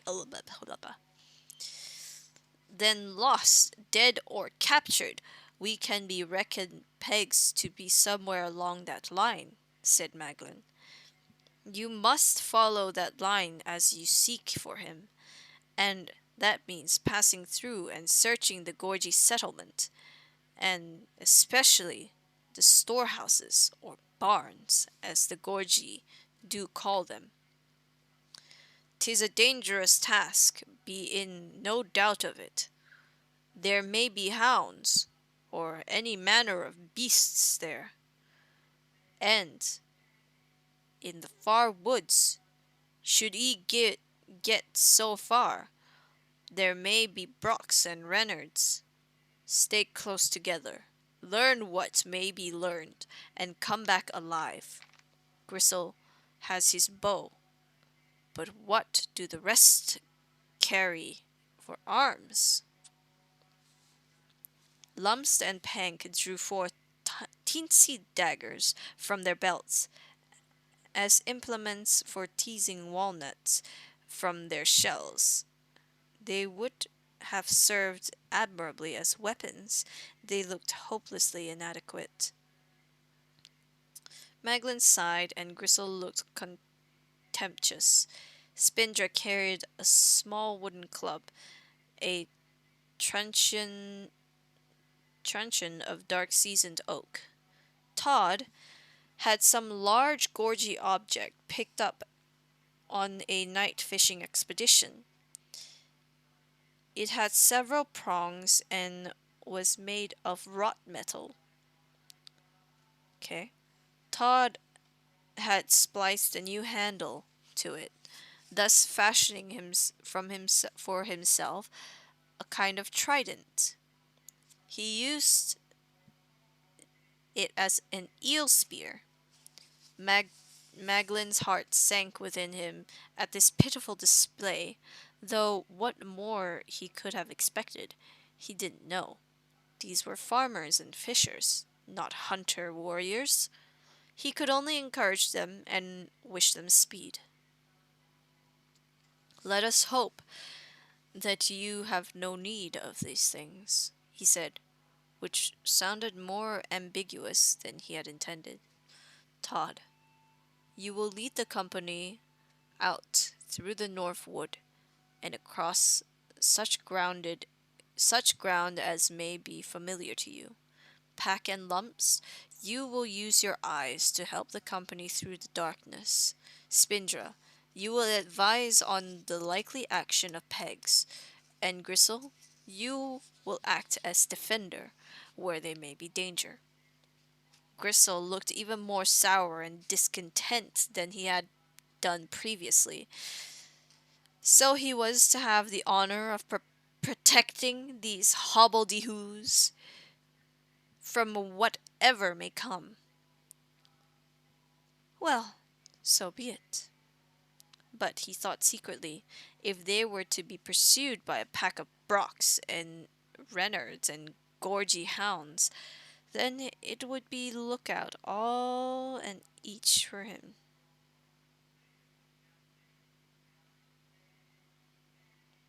Then it would be lookout all and each for himself. Then let them see, Todd and Spindra, how inferior it were to be wingless. Fishers and farmers, what did they know? And as for the others, the Troggles and the Tinklers, he felt ashamed to be in their company. The miserable paupers, Pank and Lumps, names that hawk up and spit on the earth. He was an Ikri. Where were his brothers? Maglin led the search party across the now moonlit clearing to the inner fringe of the North Wood. Many of the various tribespeople had turned out to watch them go. And there were well-wishers standing around in small groups to offer encouragement and parting advice as the company passed by. Don't you worry, Spindra. You'll find un.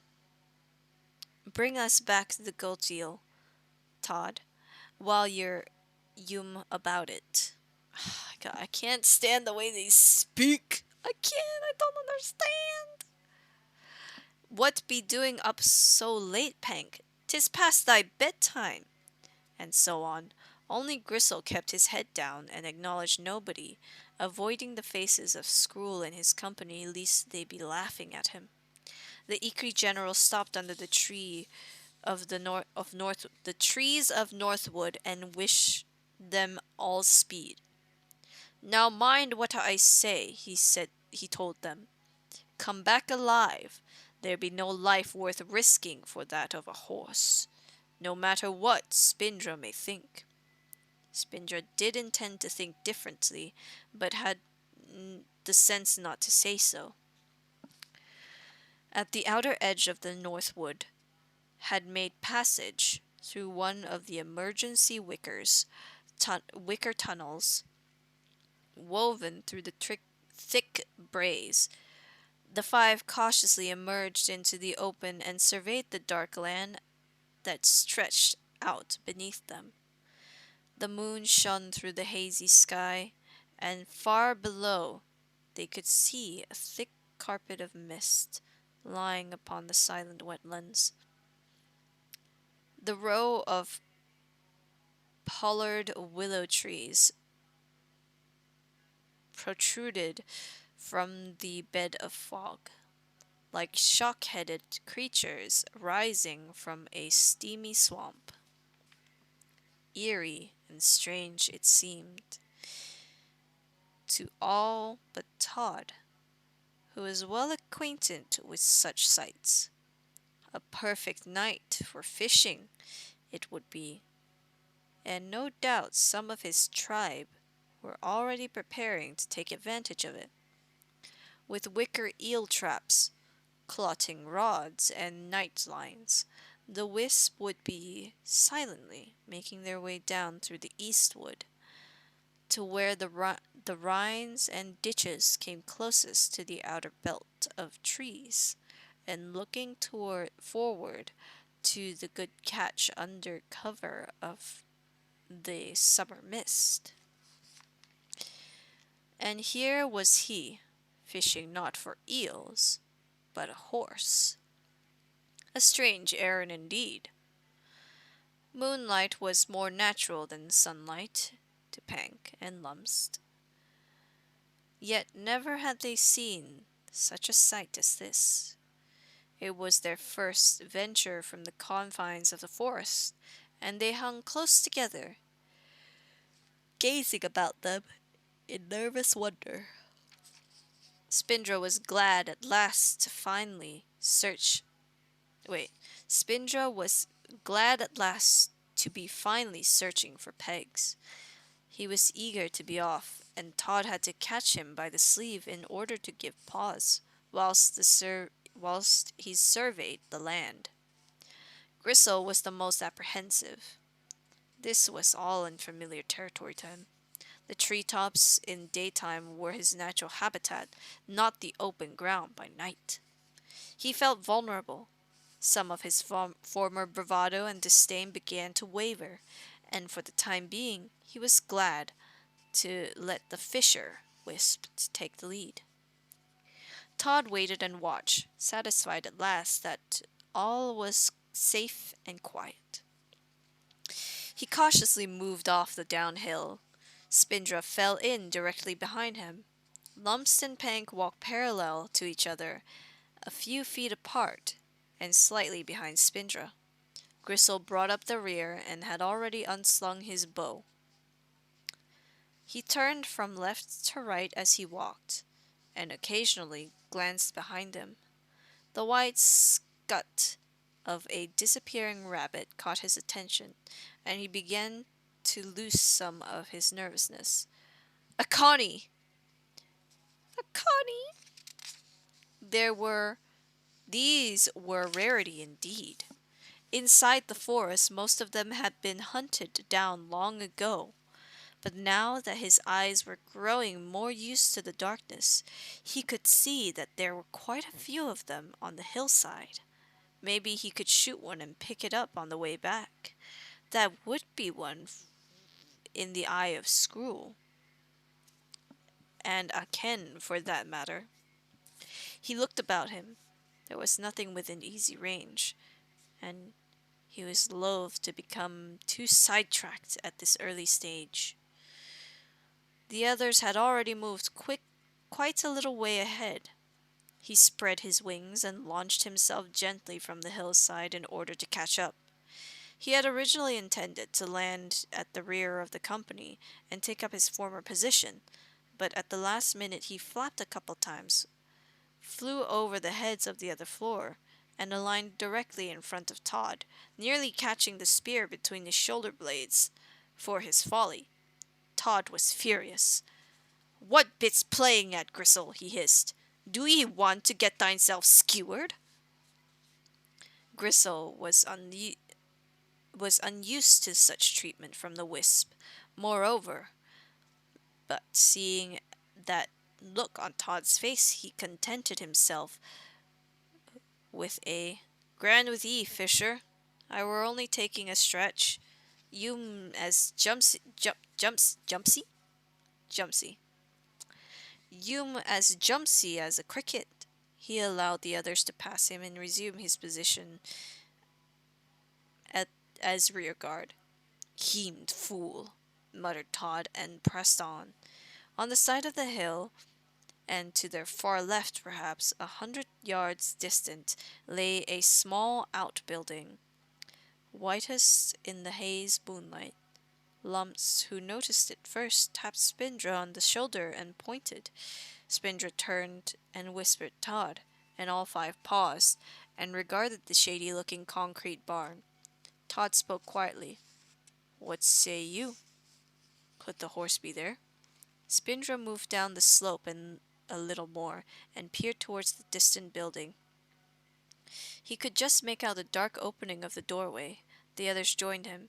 Spindra shook his head and whispered, "No, don't make no sense for him to be in there. See, he could get in and get out, oh, that easy enough. Too close to home for him to stop there anyways. No, he be further away than that, I reckon." The others were inclined to agree. It would be too easy and too much hope to find Peg so close to home. They moved on.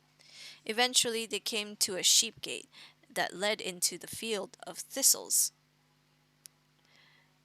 And here they rested, crouching beside a low, dry stone wall that separated the field from the long, steep slope back towards the forest.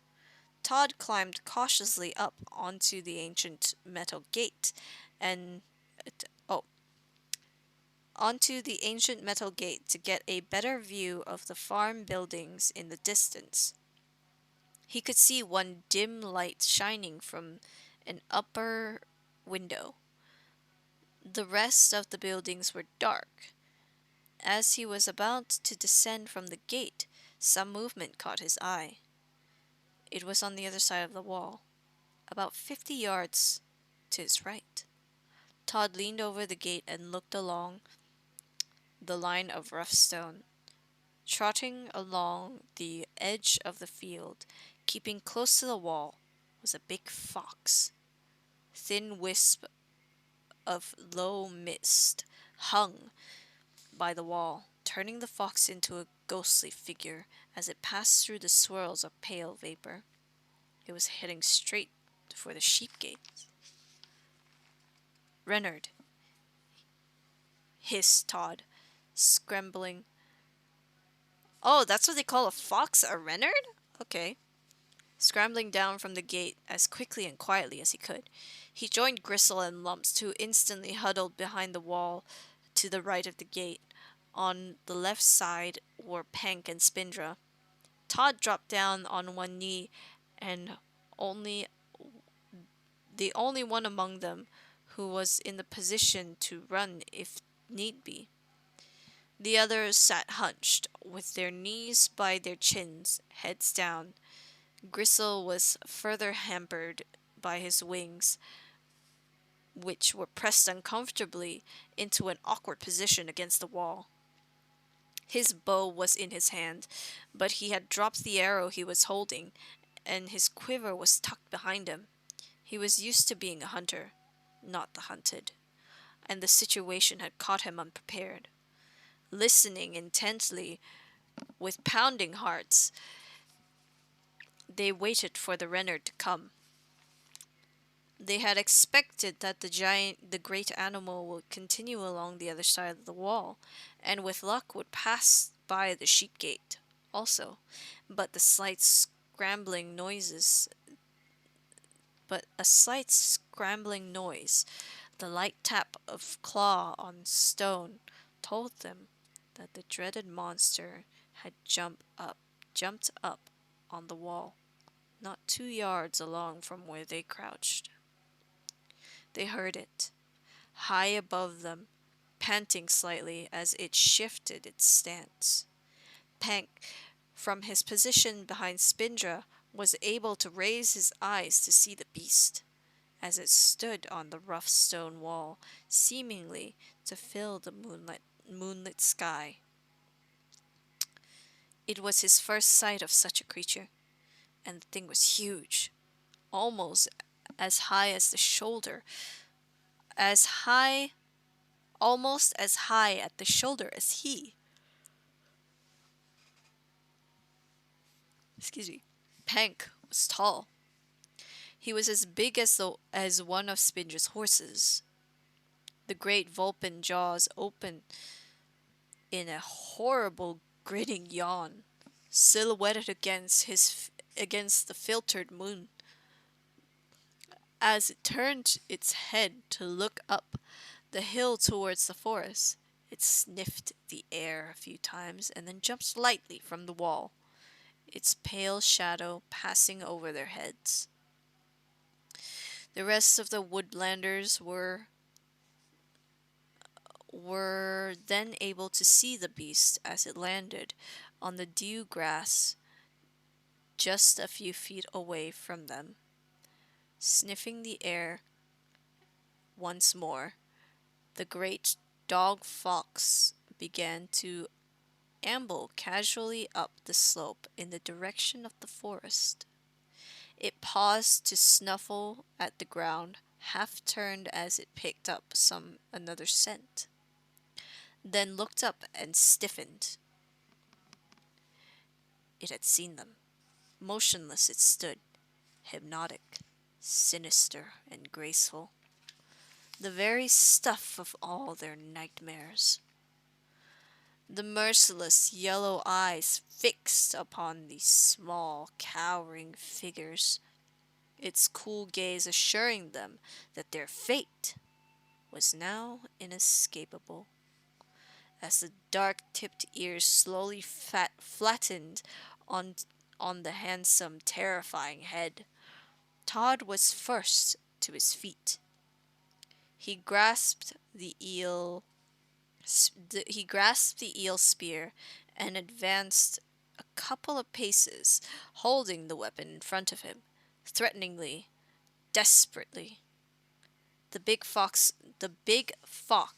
raised its hackles, and the huge jaws drew back into a silent snarl.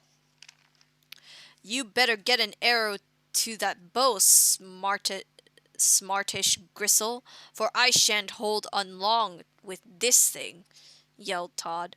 But Gristle was still scrambling to his feet, cursing, his wings catching the crevice of the wall, and his bow tangled round one of his legs.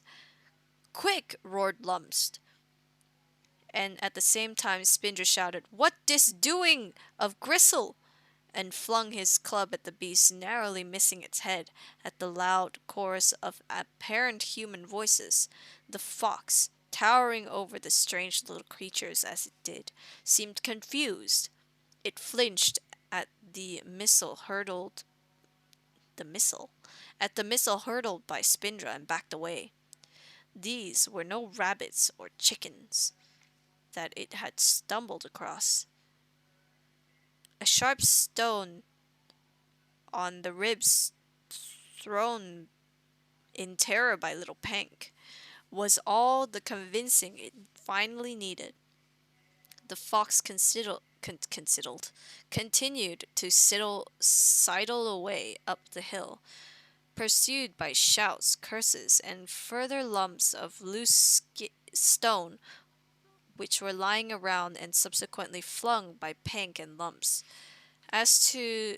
so that by the time Gristle had notched an arrow in his bow, it was clear that the dog fox was unlikely to be to be a further threat to them.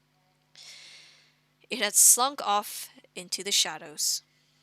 I read that so fast I made myself dizzy. Give me like 2 seconds to reorientate myself. Oof, okay. I'm like sitting to this side instead of my usual like center. I hope that's fine. There was easier meat to be had. In the little pig barn on the hill, Pegs raised his head and listened to the darkness. He had heard distant voices, shouts. Spindra's voice, he was sure, had been among them. Were the various aborn then? Had they left the forest? He listened again for a while, but heard no more. Perhaps they were out looking for him. There was nothing he could do. He had not yet the strength to stand. Lowering his head once more, he half closed his eyes. Then, after another minute or so, he heard a slight panting sound and became aware of the shadow appearing in the narrow frame of the doorway. Pegs looked up. It was a Reynard, a full-grown dog fox, and such a beast as might consider a defenseless and wounded prey to be ready prey. The red hunter cautiously sniffed the air inside the barn. Blood. The smell of blood was in this place. It slunk forward a pace or two, crouching slightly, as it caught the sight of the striking creature lying there, familiar, yet unfamiliar, injured, and alone. Yes, alone, unprotected, helpless, exposed. The fox edged forward a little more, its courage now returning, and licked the drool from its jaws. Good evening, Reynard. How now, old friend? The fox jumped back with a shrill yelp, shaking its head as though there were a bee in its ear. In turn, it turned and fled through the gap in the door. It had been quite enough for one night.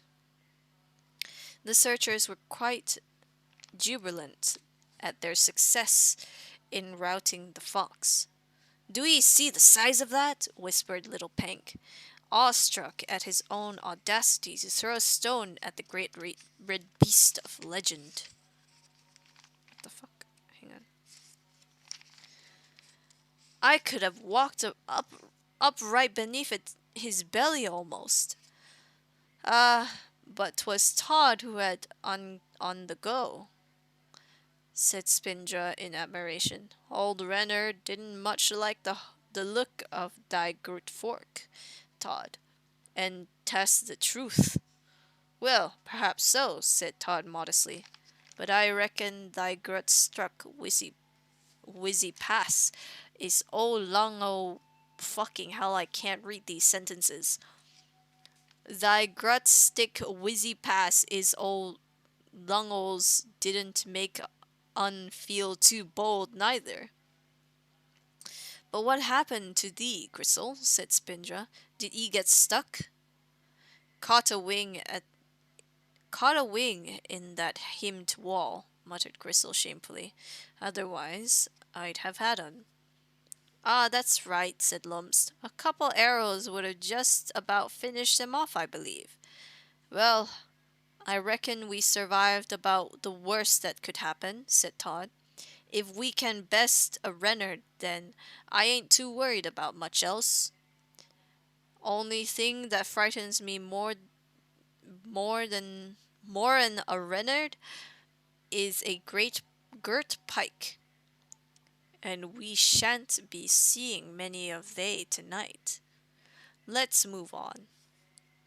They climbed through the bars of the sheep gate and began to make their way across the misty field, walking in the same formation as before. Their confidence and trust in one another grew mightily. Gristle was feeling rather humbled as he walked at the rear, his bow now at the ready. The bravery of Todd and Spindra had impressed him, and even the cave dwellers had more than stood their ground. They could have easily scattered in all directions, leaving him still struggling to face the Reynard alone. He was supposed to be their protector, not they his. He resolved to be more alert from now on.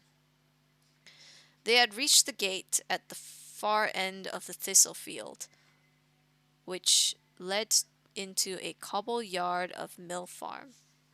None of them had ever been so close to a gorgy dwelling before. They crept among the thistles at clumps of chamomile that grew around the gatepost, and peeped fearfully through the lower bars of the gate at the silent yard beyond. Directly opposite them loomed a dark bulk of the main building, fronted by a balustered wall. An ancient rusty plow stood. Plow? Plow? Plow? How do you say this word? Google.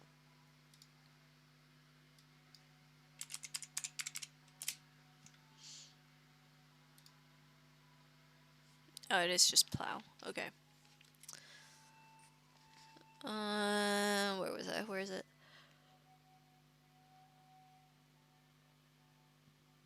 An ancient rusty plow stood, abandoned and overgrown, with nettles and coarse grass, close to the other side of the gate. After some whispering consultations, the five woodlanders crawled beneath the gate and scuttled over the deeply rutted ground to hide themselves in the tangle of weeds beneath the plow. What's this? Just looking up a word.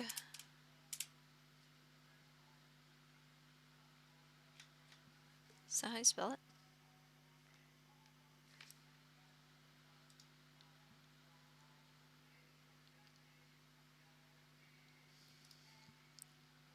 Wow.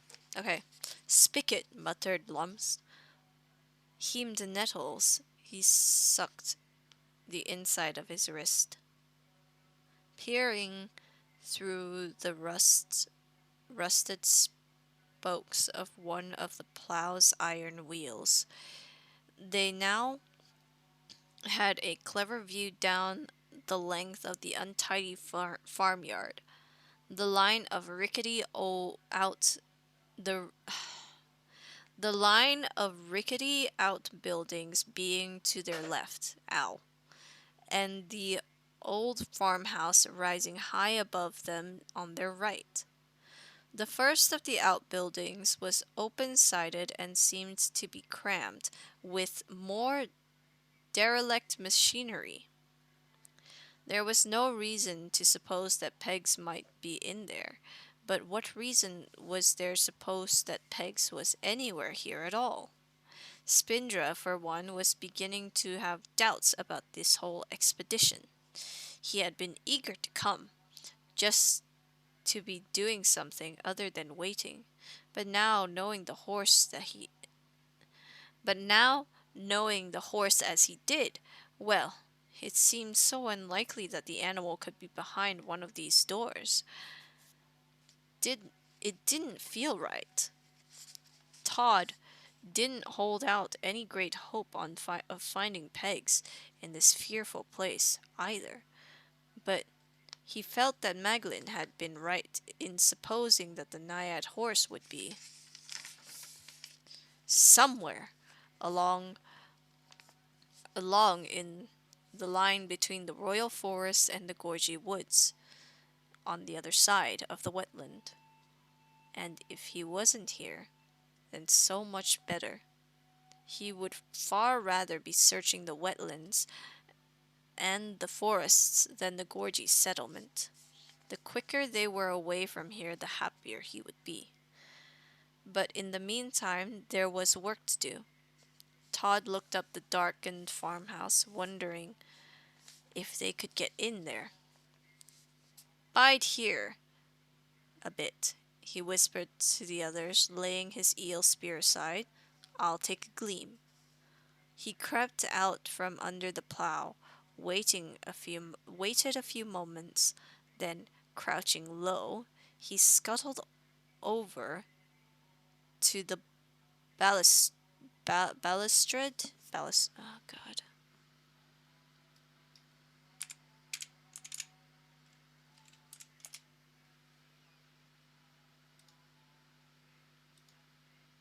Balustrade. Okay. I lost where I was. Balustrade. There it is. He scuttled over to the balustrade wall in front of the house. He moved softly along the moonlit shadow of the wall, turned the corner where the front path to the house began, and disappeared from view. The others watched and waited. Griswold was once again struck by the fearlessness of the little fisher. He himself was feeling far from confident. The knot in his stomach was a sensation he had never known before, for in the royal forest there was nothing for an Ikri to fear. He also felt, for the first time, encumbered by his wings. He wasn't built for crouching beneath wrought metal. Gorgy contraptions, confined and hindered in a place where sudden danger might present itself. Lumps and Pack were both caught up in a moment, straining their eyes for the reappearance of Todd.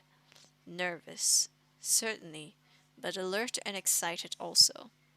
They had believed the fisher when he had said that the fox would probably be the worst thing that could happen to them.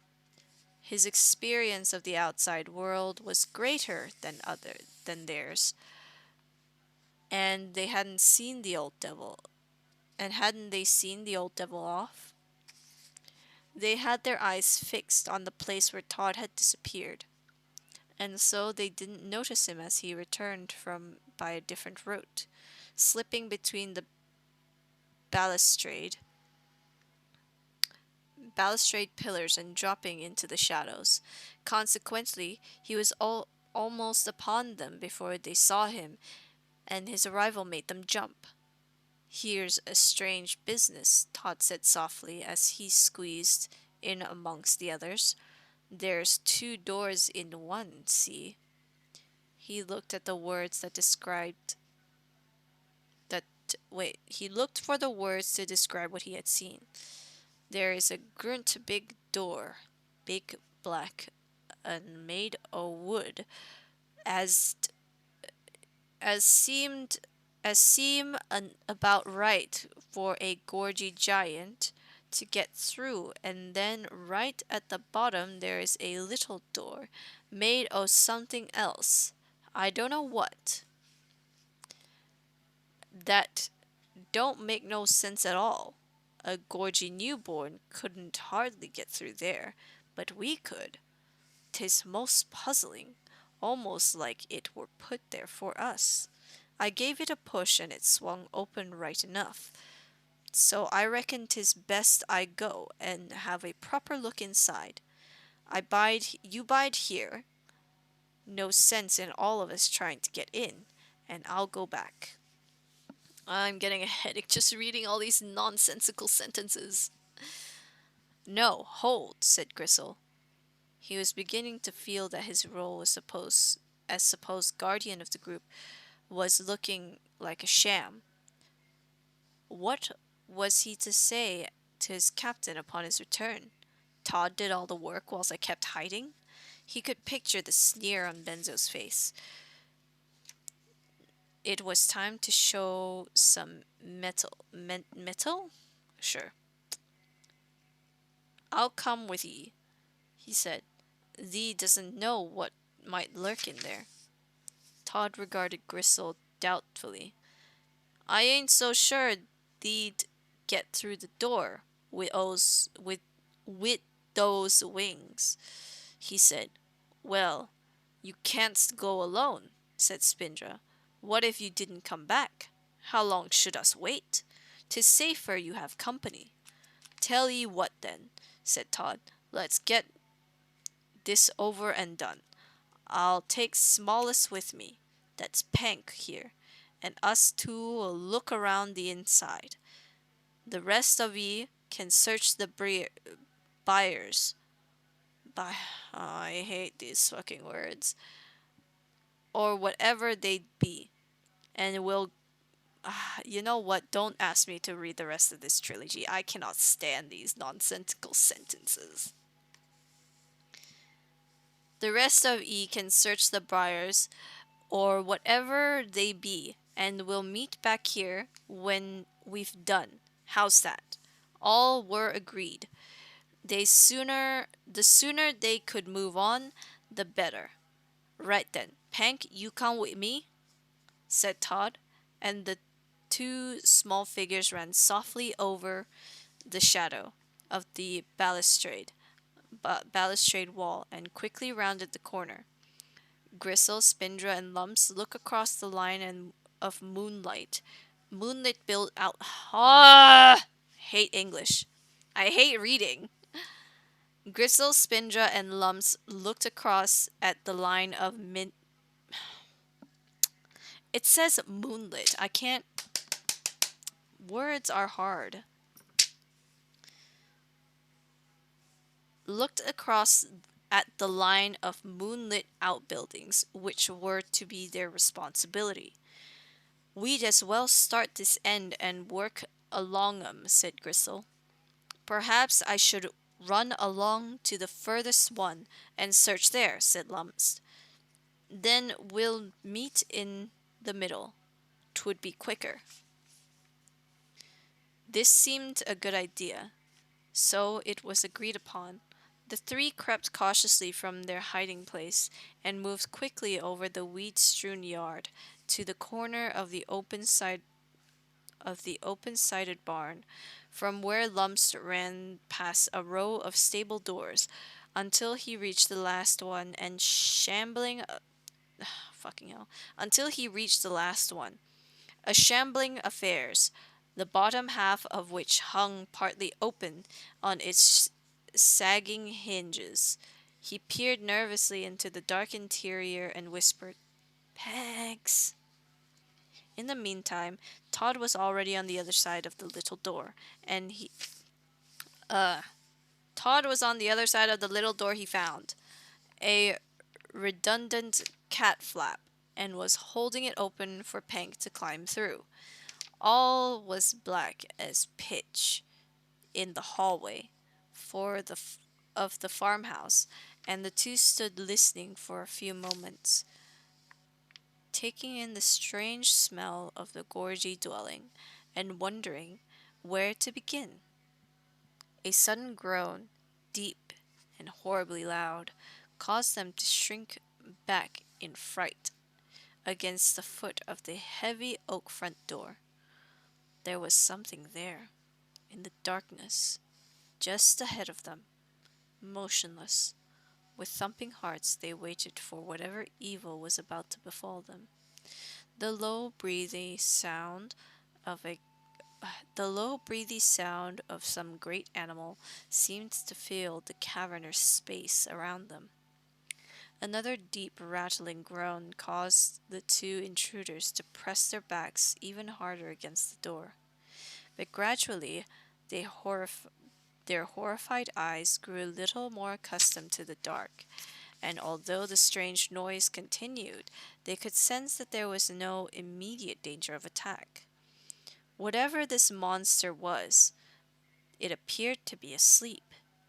Creeping forward very slowly, Todd was gradually able to identify the dark shape. It was a gorgy hound. As he might have guessed, lying on the side, lost in dreams at the foot of some steeply rising wooden construction. Backing away again, Todd leaned towards Pank and whispered, "'Tis a good black hound, sleeping." Pank was horribly frightened and began to lose heart. "Let's be gone," he said, shivering. "Pegs ain't here." But Todd was determined to make sure. "We'll just have a gleam," he said. "'Twon't take us long." He moved to his left and pushed gently the large painted door as it swung silently open. Here was a great chamber, full of looming shapes and shadows, but helpfully illuminated, in part at least, by the moon which shone through the uncovered window. They had found their way into the giant's kitchen, and although they had no words for this, or indeed for most of the objects that surrounded them, they were able to make some inward guesses as to purpose. The warmth of the Rayburn, with its unmistakable smell of ash and wood smoke, spoke of cooking, and the forest of chair and table legs through which they crept from presumably things for the giants to sit upon.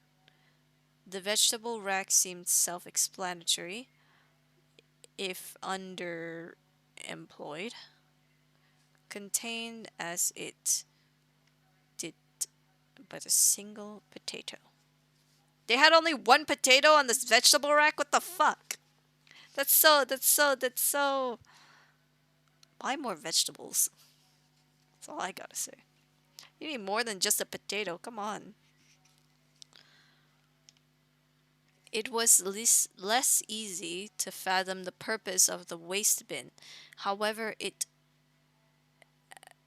as this appeared to be filled with a mixture of both the edible and inedible, the only sound to disturb the heavy warmth of the atmosphere was a fast, unfamiliar ticking, and they tracked the source of this to a luminous object perched upon a high shelf. They found its yellow-green glow curious and attractive. But as to its possible use, they were defeated. It's a clock. Beneath the strange bulk of the chipped porcelain sink, they discovered a small curtain, vaguely reminiscent of the oilcloths used by the Ikri to cover the entranceways of their pods. Todd lifted the hem of this, more out of curiosity than of any conscious notion to search for pegs, and lowered his head into it to see what might be under there. Pank looked on nervously. In the farmyard, the other three woodlanders were making steady though fruitless progress.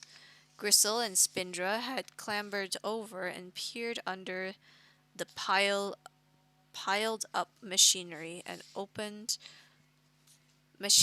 the open-sided barn, and were now stumbling around amongst the broken bales of musty hay and half filled the first of the stables. I hate English. Excuse me. The dust made Gristle sneeze, and Spindra was inclined to tell the Ikri to wait outside. He was frightened that Gristle's muffled snorts might wake someone or something. Lumst had poked around in the stable at the furthest end of the row. It stank of oily liquids, black and greasy substances, and he was glad enough to leave. He had then managed to gain entrance to the next building, but crawling under the damaged bottom section of the bolted door. Here were sacks of reeking white powders, along abandoned. Oh, here were sacks of reeking white powders, long abandoned, together with their variety of colored metal drums, tangled rolls of unfathomable tubing, and tarry wooden posts. A rickety wicker basket, close to collapse, stood in the middle of the gentle sloping stone floor. It contained a shabby coverlet thickly coated with animal hair, and there was a strong musty smell about it, unfamiliar and unpleasant. Peg's was not in this place, and never had been. It was time to move on. Lumps was used to foraging around in the darkness, albeit under less trying circumstances. His eyes were sharp, and he could see well enough of his purpose. But there was one aboard the night whose eyes and ears were sharper still. As the Troggle crawled back under the broken door of the stable, thinking to move on to the next, he caught a whiff of the same musky smell that had lingered around the basket. He looked up, and his breath was instantly snatched away. Chills of terror tightening his scalp, his face to face with a huge animal, a frighteningly shock-haired, unearthly thing whose ferocious gaze made his insides quake and churn beyond all control. The creature seemed to swell up to an impossible size, blotting out the entire world, its coarse fur standing on end like the spines of a haughty witchy. He was aware of the sinister flexing movement of the great sable paws, and of all deadly claws, curved and vicious, testing their grip on the rough cobbles. He was aware of the tension in the broad shoulder muscles, and of the massive broom of a tail flicking and lashing as the beast gathered itself into a crouch, aware as of the scars on the fat, ugly head that sank slowly towards the earth, lower and lower, till the bristling gray muzzle was almost touching its paws. But it was the eyes of the beast that petrified him, that held him to the spot. Those deep yellow eyes, malicious and horrifying. He was paralyzed completely, fixed in amber. There could be no turning away from the fearful glare, and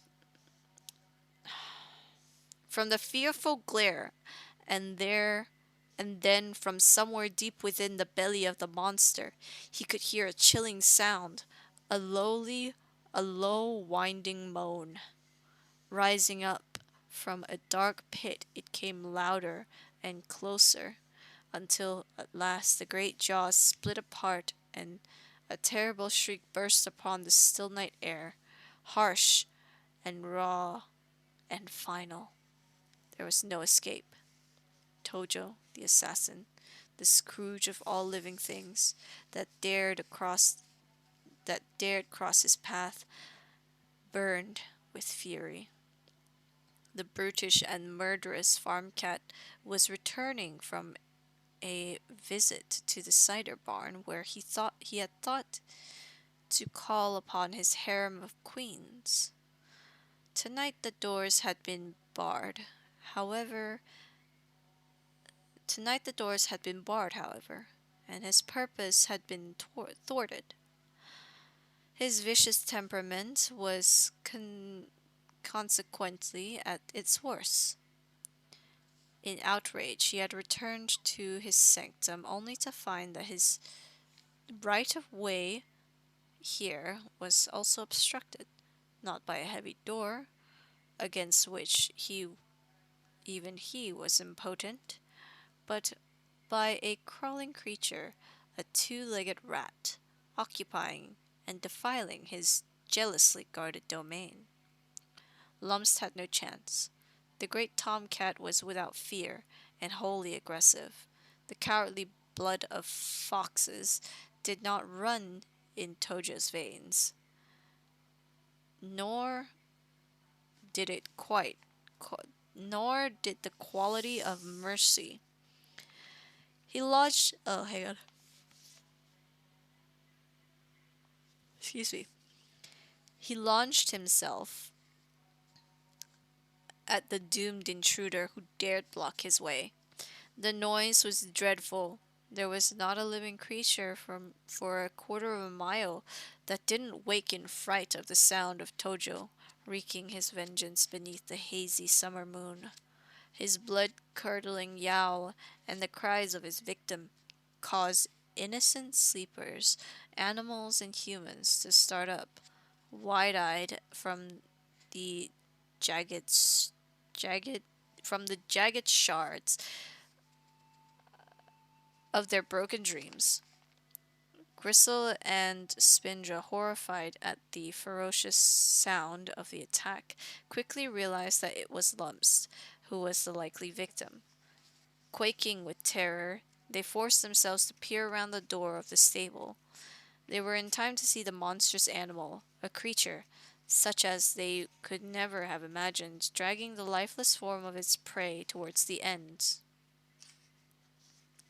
of the row of outbuildings. The thing paused for a moment and turned, instinctively looking in their direction. The pale moon momentarily reflected in its baleful glare. Unspeakable evil seemed held in that brief look. Then a light appeared in the dwelling opposite, and the animal vanished. Tojo had no wish to come under investigation in a confined space. It had happened before when he had caught a bantam cockerel and had been cornered in his den, taking a blow across the back from a yard broom as a consequence.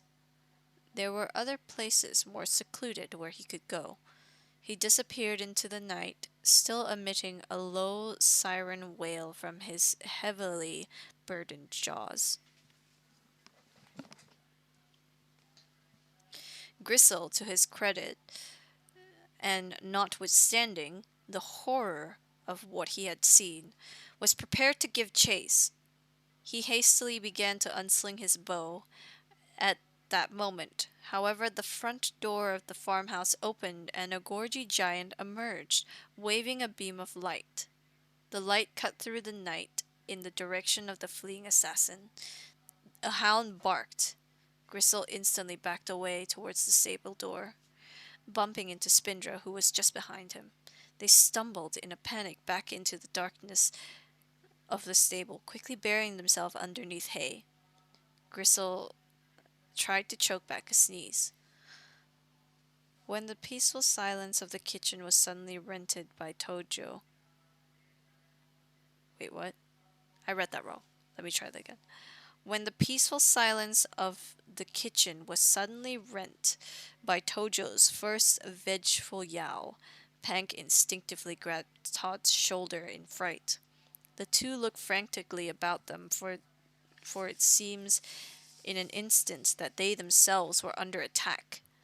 As the terrible noise increased, they blundered towards the awkward jumble of chair and table legs, in an attempt to gain the hallway once more and escape. However, the caterwauling was so sustained that the sleeping hound had been awakened. It staggered to its feet with a low bark and walked stiffly over to the front door. It sniffed the cat flaps, turned its head and faced the staircase and barked again. The woodlanders' escape route was blocked, and they backed silently into the kitchen once more, trapped and panic-stricken. Where could they hide? Gorgy voices could now be heard, and heavy feet began to descend the wooden staircase. A child voice. "What is it, Uncle Brian? What's happening?" Then a deeper tones of a man, angry and loud. "I'll tell you what's happened. It's that damn cat again. Tojo is what's happening. And if he has got hold of another one of my Batums, then he'll might catch a brick behind the ear. Where's the torch? Any idea?" The heavy steps had reached the bottom of the stairs. "Under the sink?" "Under the sink? What the devil's is it in there? What the devil's it doing there?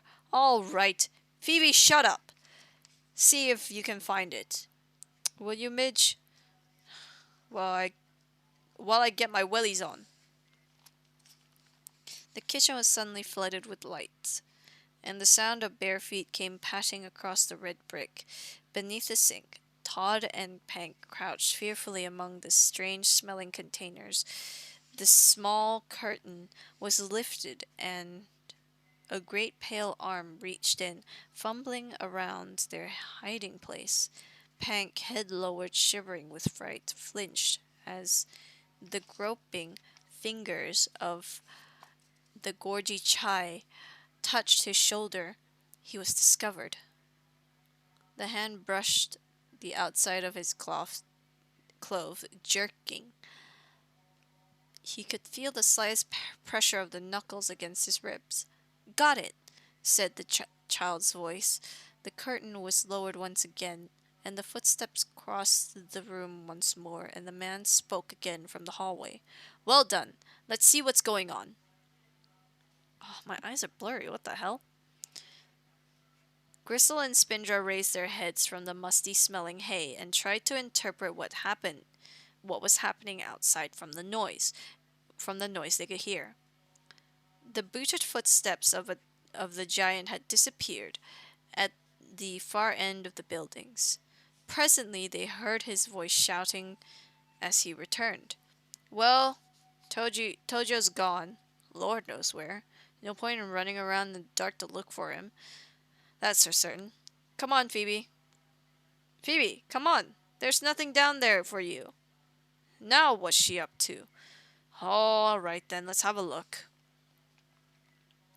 Phoebe was snuffling her way along the line of stables. The old spaniel may have been going deaf, but her nose was as good as ever. It was picking up all sorts of strange signals. Gristle and Spindra buried themselves in the hay once more as the click and scratch of the hound's claws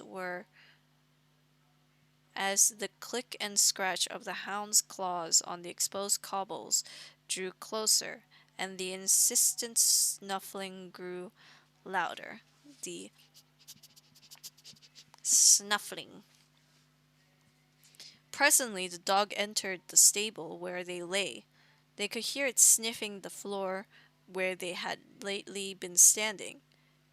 Excuse me. Gristle's eyes were streaming. He held his nose and fought back his sneeze.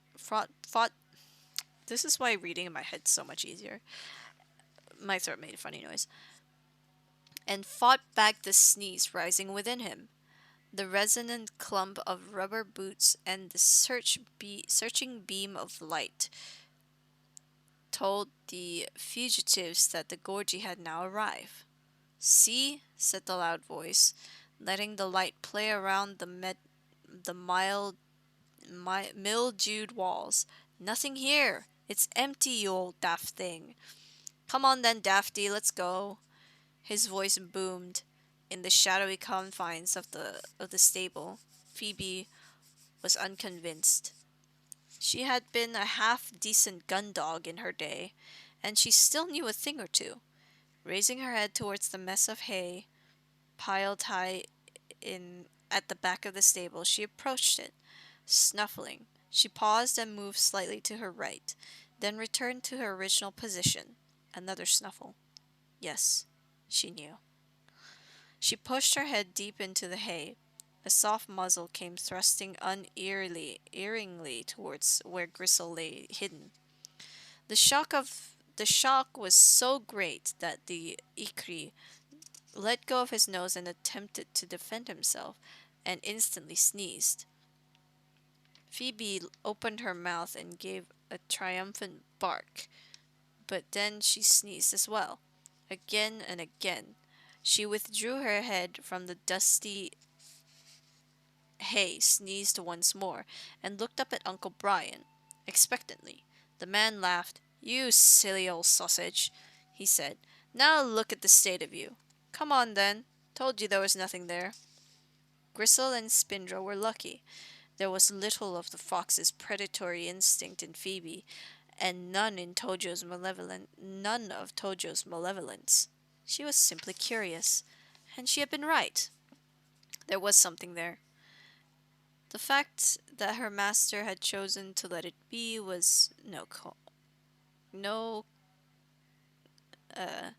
the fact that her master had to let it be was of no consequence. She had done her job. She looked towards the pile of hay once more, gave a low woof, and then followed the man contentedly as he clumped back across the yard towards the farmhouse doorway, where the girl still waited, framed in the light and shivering slightly at the cool night. An hour later, when all seemed quiet, their beating hearts, their beating hearts had calmed a little, Gristle and Spindra emerged from their hiding place and crept once more to the stable door. The two were horrified. Horridly shocked, and at the fate of poor Lumps, and stood uncertain in the doorway, wondering what they should do. "We must look for him," said Gristle. "He might yet be alive." But the words sounded hollow and hopeless, and Spindle replied, "No, Lumps has gone. 'Tis no use to go after him. We should end up the same way." "Then we must wait for the others as we planned," said Gristle. There seemed little else they could do, and so, having quickly glanced at the farmyard, they ran across the cobbles to the plough once more, and crawled beneath it. Here, to their surprise, they found Todd and Pank already hiding amongst the weeds. The Wisp and the Tinkler had waited for the farmhouse kitchen only until they judged the hounds to be asleep once more, which hadn't taken all long, and then exited through the little door as quickly and quietly as they could, their nerves in tatters. To add to their troubles, Pank had then twisted his ankle as he dropped from the balustered wall onto the cobbles.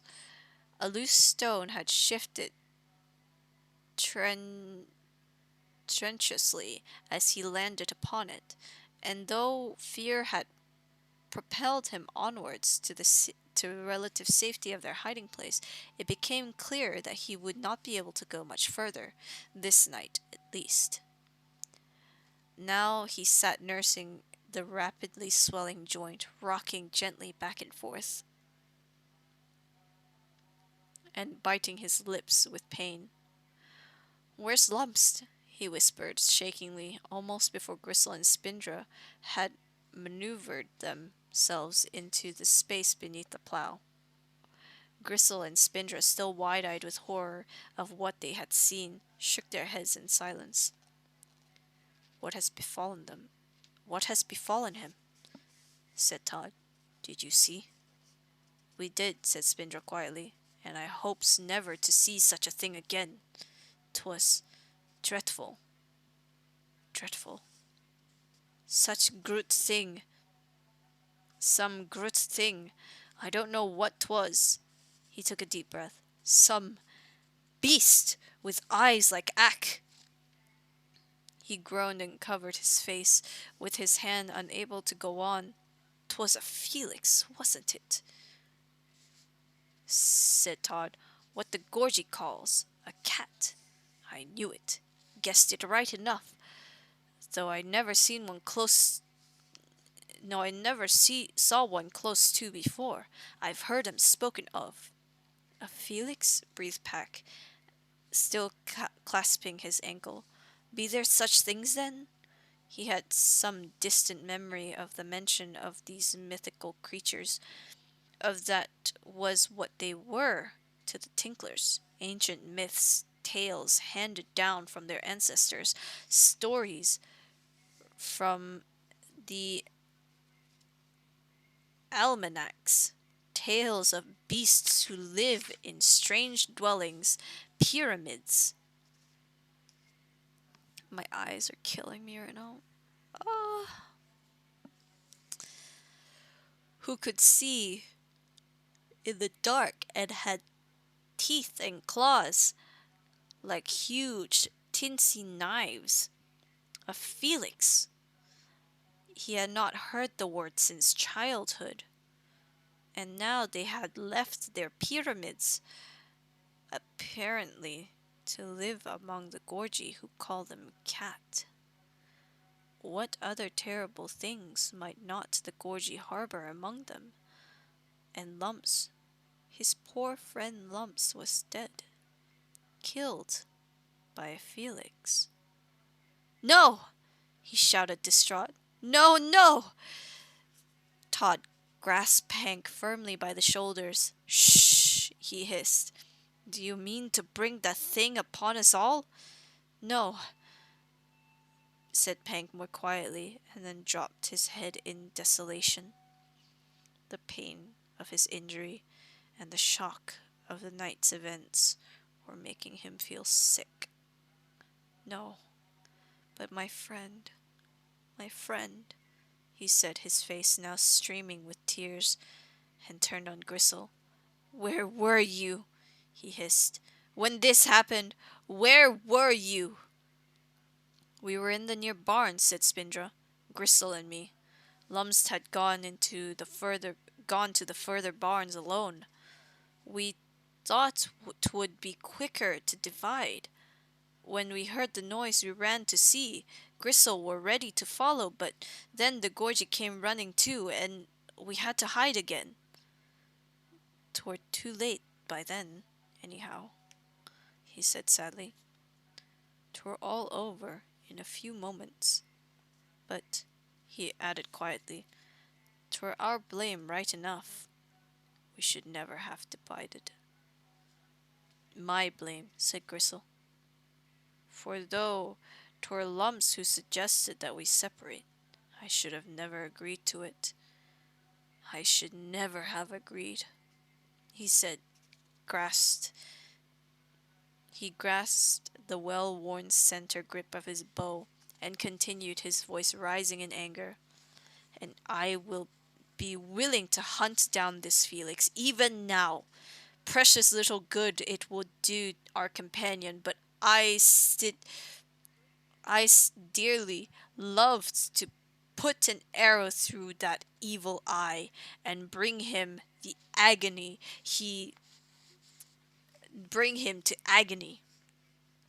Just let me find him and give him pain for pain, and 'twould be worth the risking. No, said Tot, 'twould not, for you'd risk us all, the discovery by the Gorgie to boot.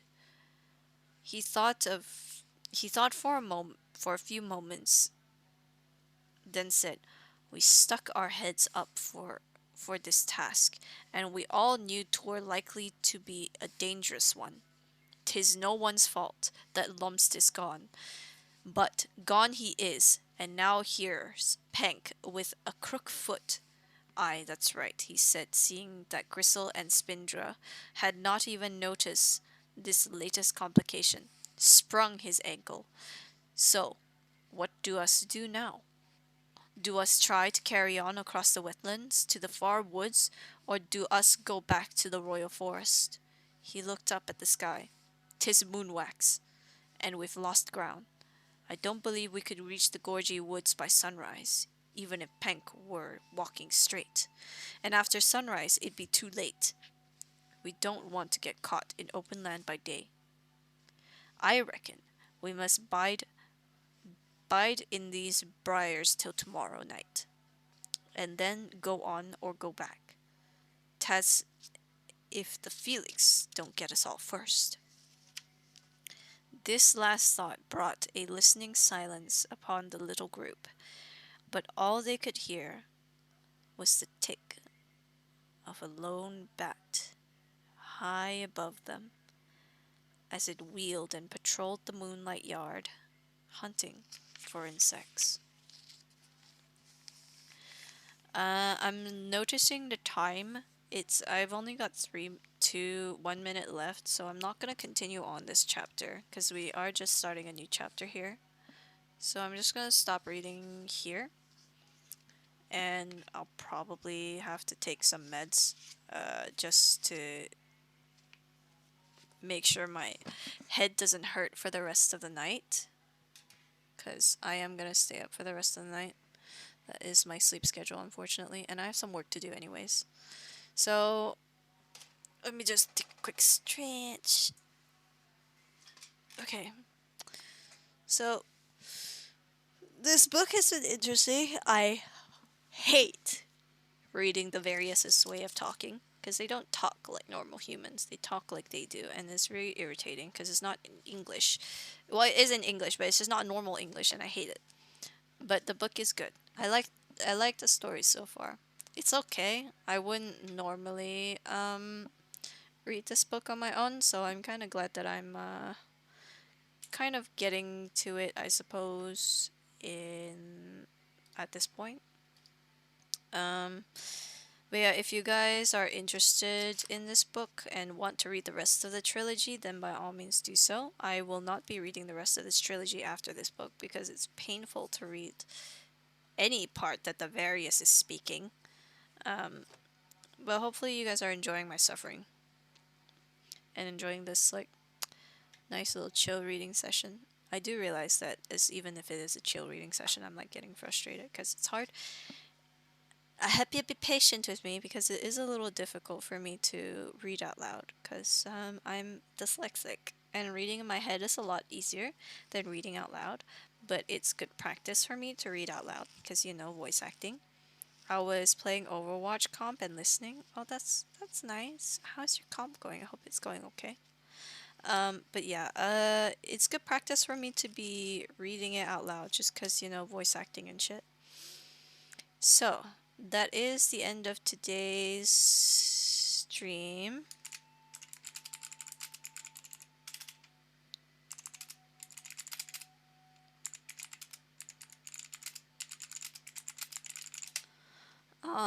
And we will be back, I believe, on... Let me think. We will be back on Saturday with Minecraft and Overwatch 2 for the first time. Comp team got toxic. Damn. Well, that's pretty typical of comp, to be fair. So I'm not surprised. Yeah, I'm not surprised. Okay, so we'll be back on Saturday for Minecraft. I will be getting into season 2 of the Minecraft world that I am in with Alon and Common and the rest. I'll be figuring out what I want to do. The first thing I'm gonna do is change my role because we have Origins mod, so we got little roles, and I'm gonna turn myself into an arachnid because I want to climb on walls and see what it's like. But anyways, What other things do I need? So Overwatch 2, that'll be the first time I'll be playing it this Saturday, and I'm just gonna see if I like it or not. And if I do, then ho hum, I will continue playing it. If I don't, then I will not be playing it. I will probably take it off my list and continue onward as if it never existed. JK. I mean, yeah. But yeah, I probably will not play it if I don't feel it. If I'm not feeling it, I guess, yeah. But yeah. Okay, so thank you, Little Thief, so much for coming to today's stream. I hope you enjoyed today's show and the relaxing time that I was hopefully able to provide. We're going to hunt for somebody to raid now, and while I'm doing that, if you're not already in the Discord server, do join the Discord server. Follow me on all my socials if you're so inclined. Do follow me on Twitter and come into my Discord, because you're more likely to get updates from me on those two places. There's your raid message, everybody, and for those of you who don't have the email, there's your raid message. Let's see who's online today. Let's see. Okay, there's a few people that are just chatting. If he's online, I might just raid him. Let's see. He's not, unfortunately. That's unfortunate. Okay, let's see who else I have in mind. Excuse me.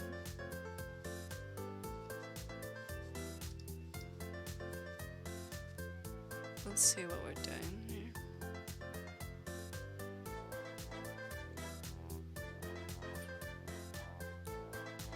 Okay, they're having a drink event by the looks of it, but we're going to raid Taiga and give him a little visit. They're drinking, so that might be a bit more chaotic than what I just gave you, so hopefully it won't be too much. Yeah, let's go. What do you mean I can't raid him? Ah. Something tells me it's like a thing. So what the problem with certain things is that I cannot raid certain people unless they're following,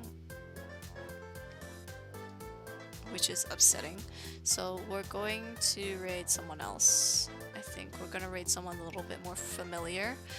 So Juniper is live right now, and wait, hang on.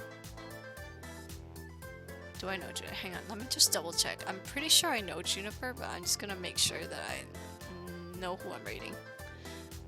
I might be wrong. I want to raid a friend today.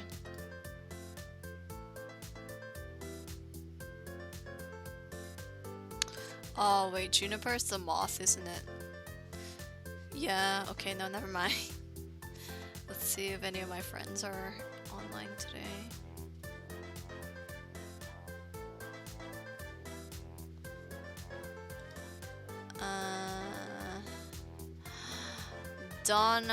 Donna is live. We can rate Donna. I want to rate Donna. Donna's drawing right now, so it might be a bit quieter, but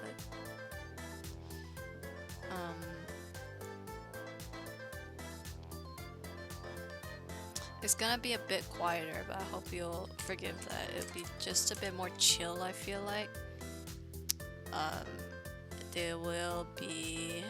They're doing art by the looks of it today, but they're drawing some nice little.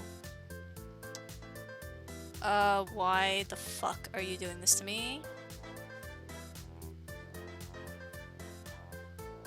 Is it because I need? Hang on. I'm just gonna double check, see if it was because of the refresh problem.